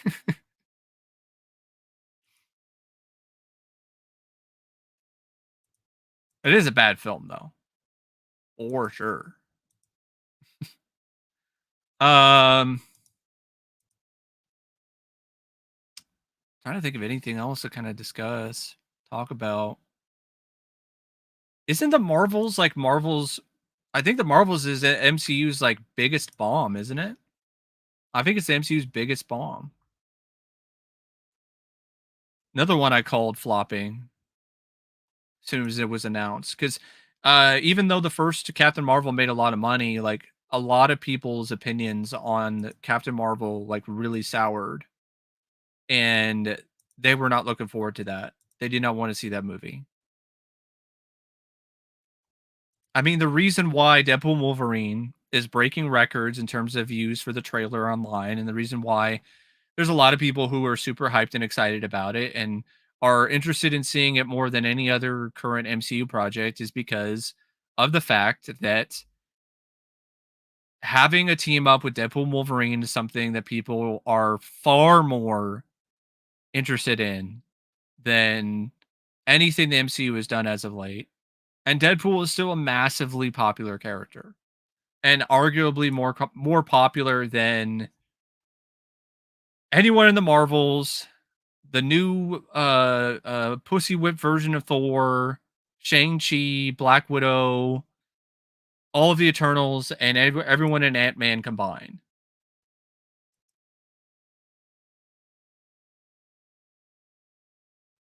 I don't know if I would celebrate because I haven't seen the film yet, but I wouldn't be surprised. Yeah, I mean, there's a reason why people are hyped for that. It's just something that people are infinitely more interested in.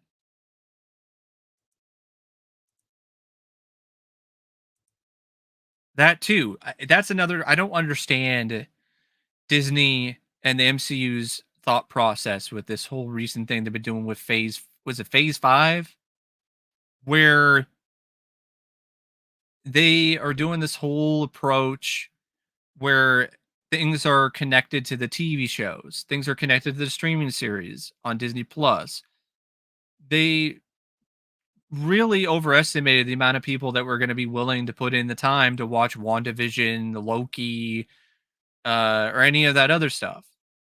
So, or the Captain Marvel or the Miss Marvel show. Like, they really overestimated the audience and what they were willing to do when it comes to the current MCU phase, and it's backfired. It's blown up in their face. I don't know why they expected people to do that anyway. People were already starting to get a little tired of comic book films and superhero movies before Eternals, before Black Widow, before Shang-Chi, before all this other stuff, before Disney Plus's streaming shows. Fatigue was already starting to show signs of settling in, but they did it anyway. And it looks like they're doing it again because that's what's happening with Deadpool Wolverine. It's still tied into Loki, so you still have to watch. You still had to watch Loki, otherwise you're like, who the hell is the TVA and what is all this nonsense? So they couldn't even allow Deadpool 3 to not have any of that nonsense. The MCU, if you look at it, was at its best when it was simpler. When the different phases were easy to follow from one film to the next, and in some instances you didn't even have to watch the other film before in order to get what the plot is and understand what's happening and still enjoy the movie. Look at the earlier phases of the MCU and watch those films. Ant-Man closes out phase 2. Yep. Yeah, but just look at those first two phases, for instance, or even some of the phase 3 stuff. You don't even necessarily have to watch it each one prior to seeing the next to get a gist of what's going on. The phase aspect just used to be like an extra thing, an extra thing to add to those movies, not detract from it, not to make things confusing. Oh, Catwoman is still winning. Broke the tie. Still close. Still close between Catwoman and Wonder Woman 84. Term simple but effective. Exactly. There's a reason why that term exists.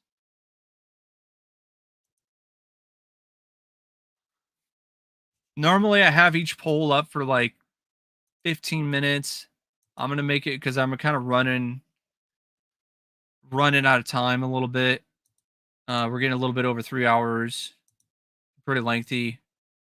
I'm probably gonna let this one run for at least 3 more minutes. See what happens, and then go to the next poll. And I think the next poll will probably be um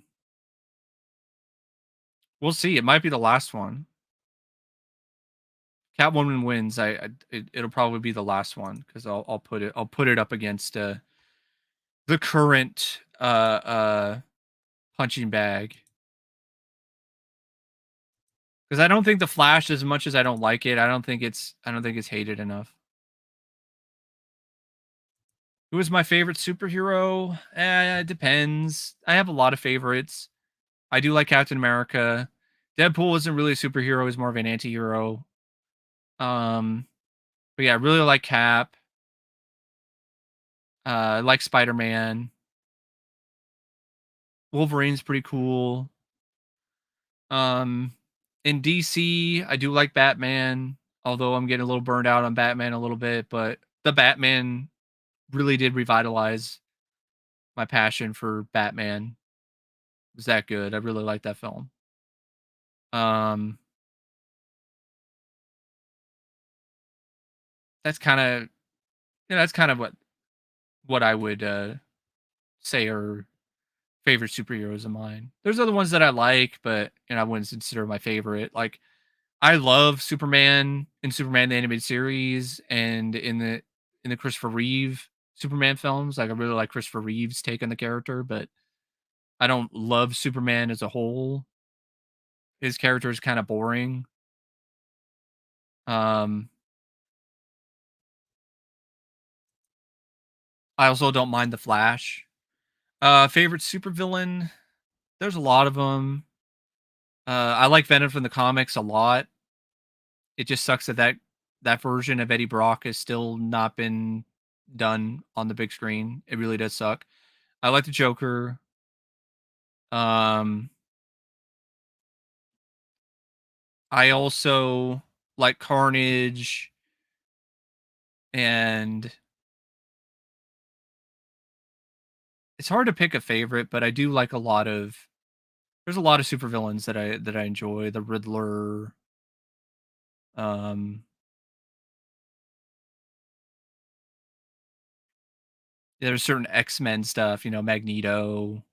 Magneto is a really interesting one. I like how his allegiances are kind of they're not always as clear cut.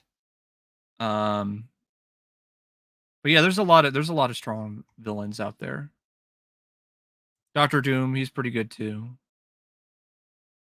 Who is my favorite Spider-Man? Like in general, like movie version or comic version? I mean, in all honesty, my favorite Spider-Man is if we're talking about like media, is probably the '90s animated Spider-Man. But if we're just talking about like live action films, I would say honestly, it's Andrew Garfield, especially his Spider-Man in the Amazing Spider-Man 2. That's another reason why I really like that film is his Spider-Man in particular. That was like I was seeing the '90s Spider-Man that I grew up reading in the comics come to life. And I love that suit too. Um, but yeah, in terms of comics, '90s, I really like the '90s Spider-Man. Really big fan of the '90s Spider-Man. It's what I grew up with.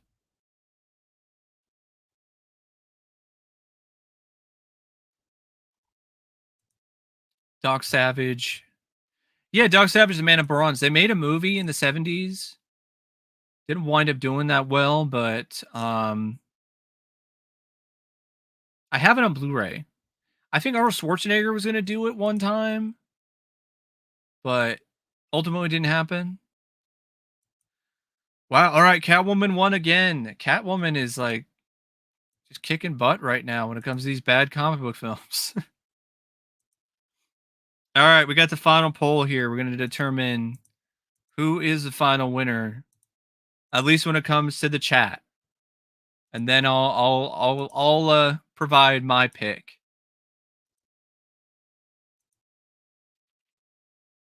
So here we go. I guess maybe just throw out while I'm doing this your personal uh picks for the worst comic book film to you personally, and then yeah, we'll start this last chat this last chat poll, and then I'll share my pick for the worst, and we'll call it a night.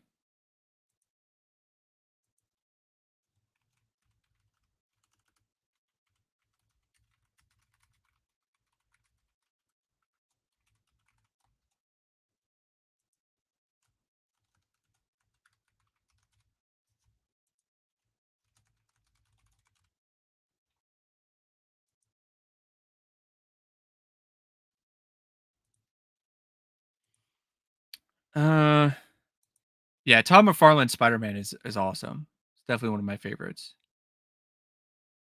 I grew up with Tobey Maguire as well, but that's more of a '60s Spider-Man thing, and I'm not really as big on that take on Spider-Man. Which Spider-Man villain do I like? Willem Dafoe's Green Goblin, Alfred Molina is Doctor Octopus, Thomas Hayden Church is the Sandman, Topher Grace is Venom, or James Franco. Out of those, it's Doctor Octopus. It's Alfred Molina. Because Willem Dafoe, as much as I do like him as an actor, I thought his performance as Goblin was just silly. The itsy bitsy spider went up the water spout. It's Batman and Robin levels of cringe in terms of how over the top it is. People point out Arnold Schwarzenegger and him as Mr. Freeze. Yeah, it's over the top, and that's bad. But so is Willem Dafoe as a Green Goblin. Let's be honest here. And his Power Rangers Goblin suit. Thomas Hayden Church was actually pretty good too, but I personally would say Alfred Molina was better. Topher Grace's Venom was awful. Did not buy him at all as Eddie Brock. Terrible miscasting. Eddie Brock's supposed to be like a physically fit guy, like a guy who's ripped and an intimidating without the symbiote, not Topher Grace. And when he's trying to be intimidating, it was just really hard to watch. James Franco is a new Goblin. Honestly, I thought Dane DeHaan as the Goblin was better than James Franco. And yeah, that's just my thoughts on those. Okay, Thomas Hayden Church is saying, man. A lot of people like James Franco as the new Goblin. Okay. Go for Trace. And the worst out of those two. Did you misspell that on purpose, or is it Topher Grace? Maybe I said go for Trace. I don't know. It's been like over 3 hours. My brain could be mush at this point. They should have gotten Brock Lesnar. Honestly, that would have worked. Or Howie Long. Or really out of the box casting, Kurt Russell, because Kurt Russell was basically Eddie Brock and Soldier.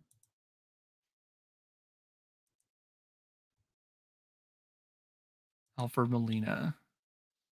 Yeah, I agree. I think I would say Alfred Molina.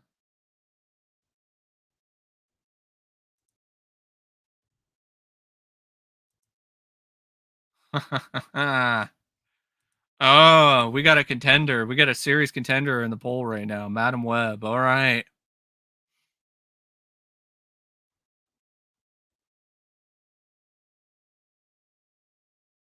James Franco could have played Spider-Man. Do you agree? Yeah, I do actually. I think James Franco could have pulled that off for sure. I think if they made a Spider-Man film in the 80s that was not it wasn't a canon film. It was like Columbia Pictures or some studio with a budget.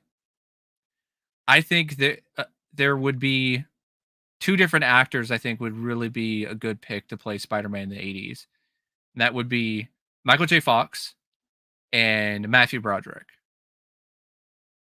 I know some people are like Matthew Broderick. I mean, I'm not Matthew Broderick. Matthew Broderick could have worked, but honestly, what I was thinking of is John Cusack. I think John Cusack in the 80s, I think he could have been a pretty decent Spider-Man. He's got he's got the charisma, got the charm. I think he could pull it off. He can pull off looking nerdy too. But my personal pick, I really would have, I would have loved to see Michael J. Fox as Spider-Man, just him play that superhero. Is he short? Yeah, but Spider-Man's not necessarily a character that has to be played by a guy who's like 6 foot.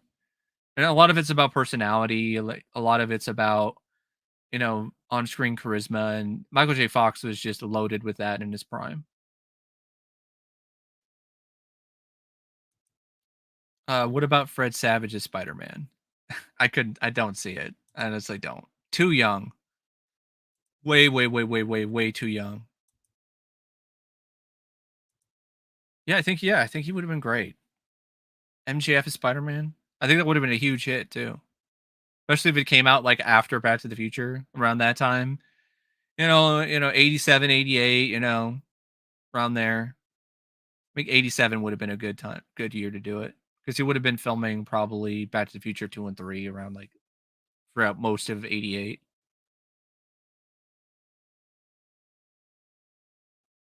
As much as I like Secret of My Success, I wish there was a Spider-Man Michael J. Fox movie instead of that. My thoughts on Evil Peter Parker, it's embarrassing. It's not only it not only makes the symbiote a joke, but it also makes Peter a joke. Like the dancing and the emo haircut and everything, it's just embarrassing. That might be the one scene that effectively killed Tobey Maguire's career as a leading man in Hollywood. Think about it. What did he do after Spider-Man 3? What big film roles did Tobey Maguire get after Spider-Man 3? Maybe he got some that I can't remember off the top of my head, but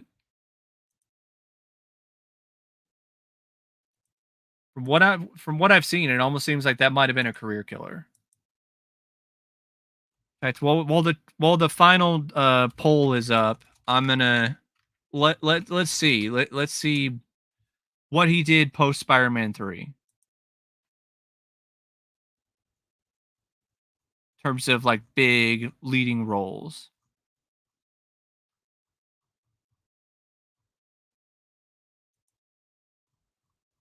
Doesn't seem like there's a lot. Not off the top of my head.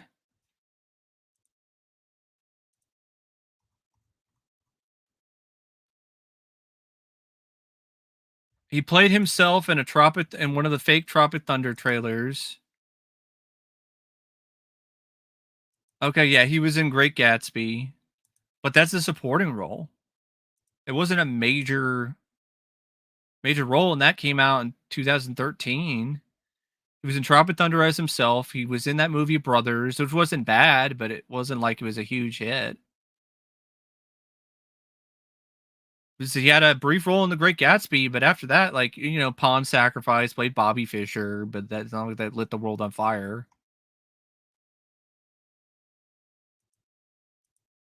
Yeah, that really hurt him. that really hurt his career. And in all honesty, not surprised. That was really embarrassing. Hard for a lot of people to take him seriously. That's for damn sure. As a serious actor after something like that. Uh, Madam Web's still winning. Okay. All right.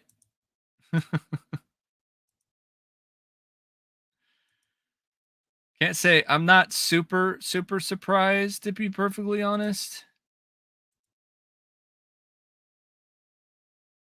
But yeah. Misspelling Topher Grace's name on purpose, which the first letters of his first and last name. I got it. I got you. Dances to freeform jazz. What a mistake. Total mistake. Like a lot of these films are that we've talked about. Sandman killed Uncle Ben in Spider-Man 3 because he wasn't involved in Uncle Ben's death in the comics. Since Madam Web is winning over Catwoman, I want to ask you all. I'm not gonna do a new poll. Which is worse to you? If you've seen Madam Web, which is worse, Spider-Man 3 or Madam Web? Just to get some more involvement here while we're getting to the end of the stream. While I think about what my pick for the worst is. Madam Web is definitely up there. So is Catwoman. So is Steel. Batman and Robin. Captain America 1990.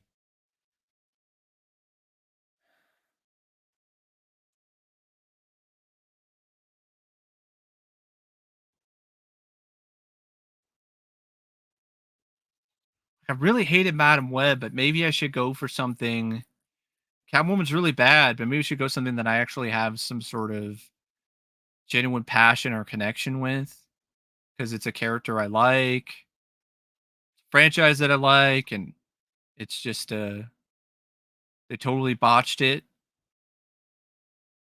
I think I have a couple different categories that I have in mind. A couple. I have some different sort of reasoning. Yeah, Toby. Yeah, the last entry killed their career. Well, I mean, Christopher Reeve. To be fair, what killed his career was his accident. He did do other. He did Village of the Damned. He only did Superman 4 so Canon would finance Street Smart, and Street Smart's actually really solid.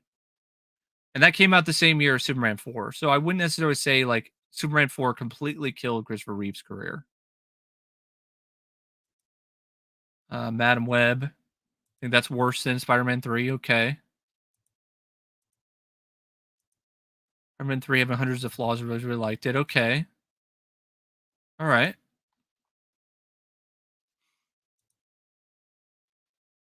Madam Web still winning. All right.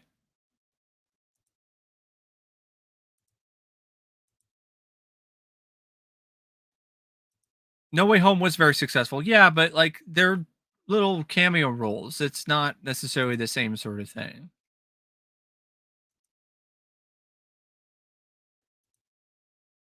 Uh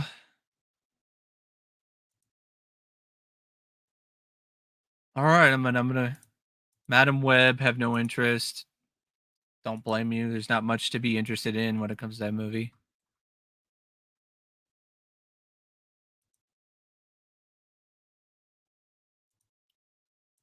Yeah, Bruce Campbell's been in all three of the Spider-Man movies. Which cameo of his do I enjoy the most? I don't remember all three, but I the one that remember the most is the one where he was the wrestling promoter guy in the first movie. So I'll probably go with that one. Adam Webb, all right. Worst is Spider-Man 3. Okay.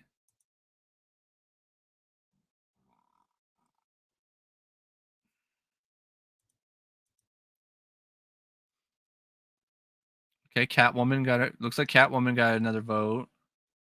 Madam Web is still winning. Uh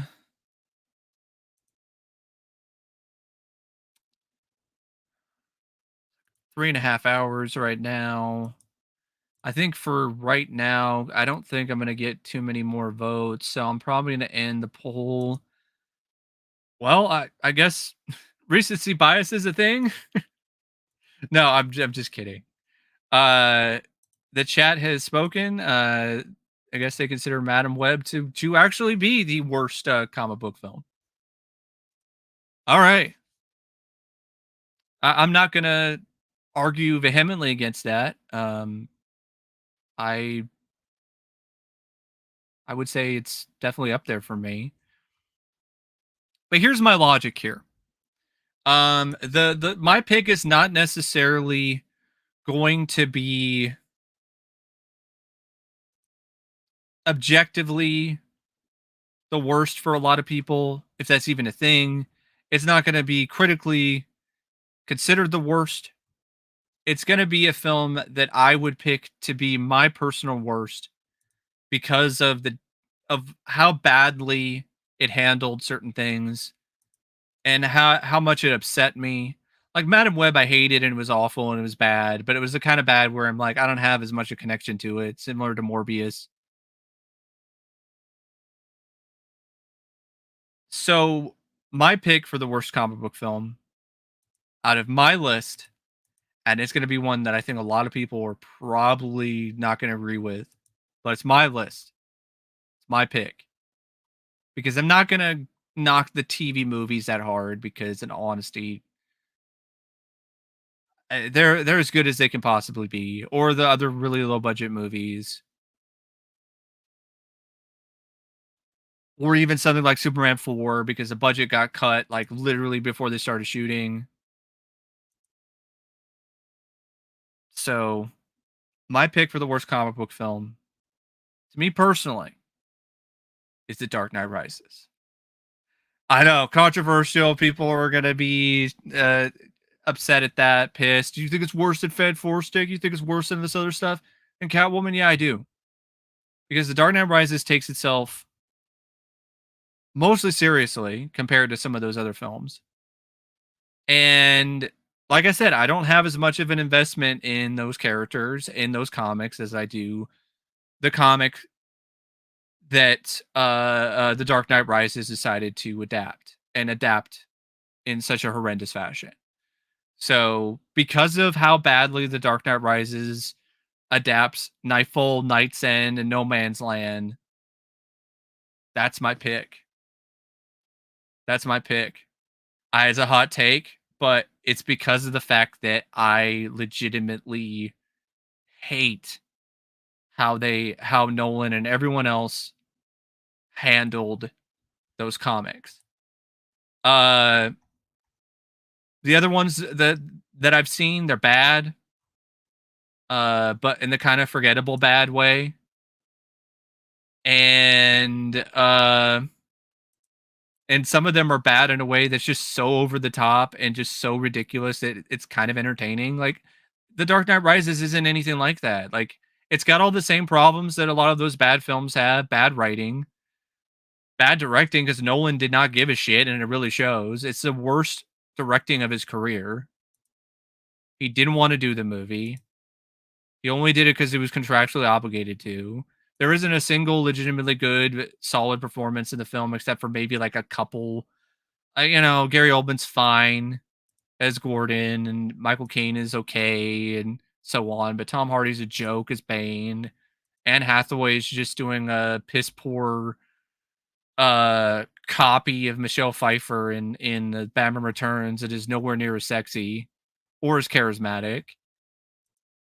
Joseph Gordon-Levitt as Robin. Let me start on that nonsense. So yeah, that's my pick because I actually have a connection to it. Don't have a connection to the Madam Web characters, Morbius. It's not very strong.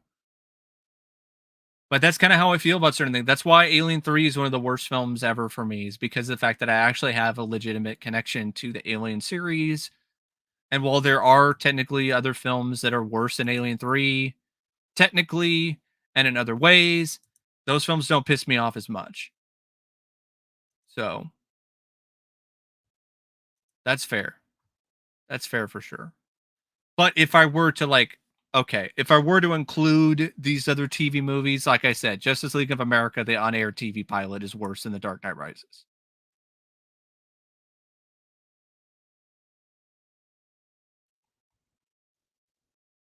But yeah, that's just my stance. That's my take on it. Um, I know a lot of people are going to disagree, but that's just me personally. That's I thought long and hard about it throughout the 3 hours, and I was like, what film really pisses me off the most when it comes to comic book film? What film disappointed me the most? What film, to me personally, is the worst when it comes to all the things that I look for or I want to see out of just a film in general? And there's other movies that are just very run of the mill, very forgettable, very just below average. But The Dark Knight Rises, I got to do it. It's the one that's the most disappointing, and it's the one that just does the worst job when it comes to things that I personally look for, and it's the worst comic adaptation out of the ones that are on this list. But anyway, that is my thoughts on the worst comic book films. Yeah, that is really vile. The death threats and everything. And yeah. Oh, I'm not pissed off at you at all. Like if you liked the Hulk from 2003, no problem at all. I know Rambo Raff likes it as well. It's not my cup of tea. And I know a lot of people love The Dark Knight Rises, and they're probably going to look at my opinion and think that I'm crazy, but that's just how I feel. Because I just thought about it, because I forgot how much I really, really hated that. And Madam Web is awful. But like, I don't give a fuck about the Madam Web comics or the Madam Web character as much as I do about Batman and Bane and Nightfall and Night's End and the No Man's Land storyline. So that's worse. And Madam Web isn't over almost 3 hours long, so it's got that going for it too. But anyway, that's it. That's my thoughts on these bad comic book films. Thanks for joining in, everybody. And I hope you have a great rest of your night, good rest of your week, great rest of your month. And see you some other time. Thanks for your cooperation. Have a nice day.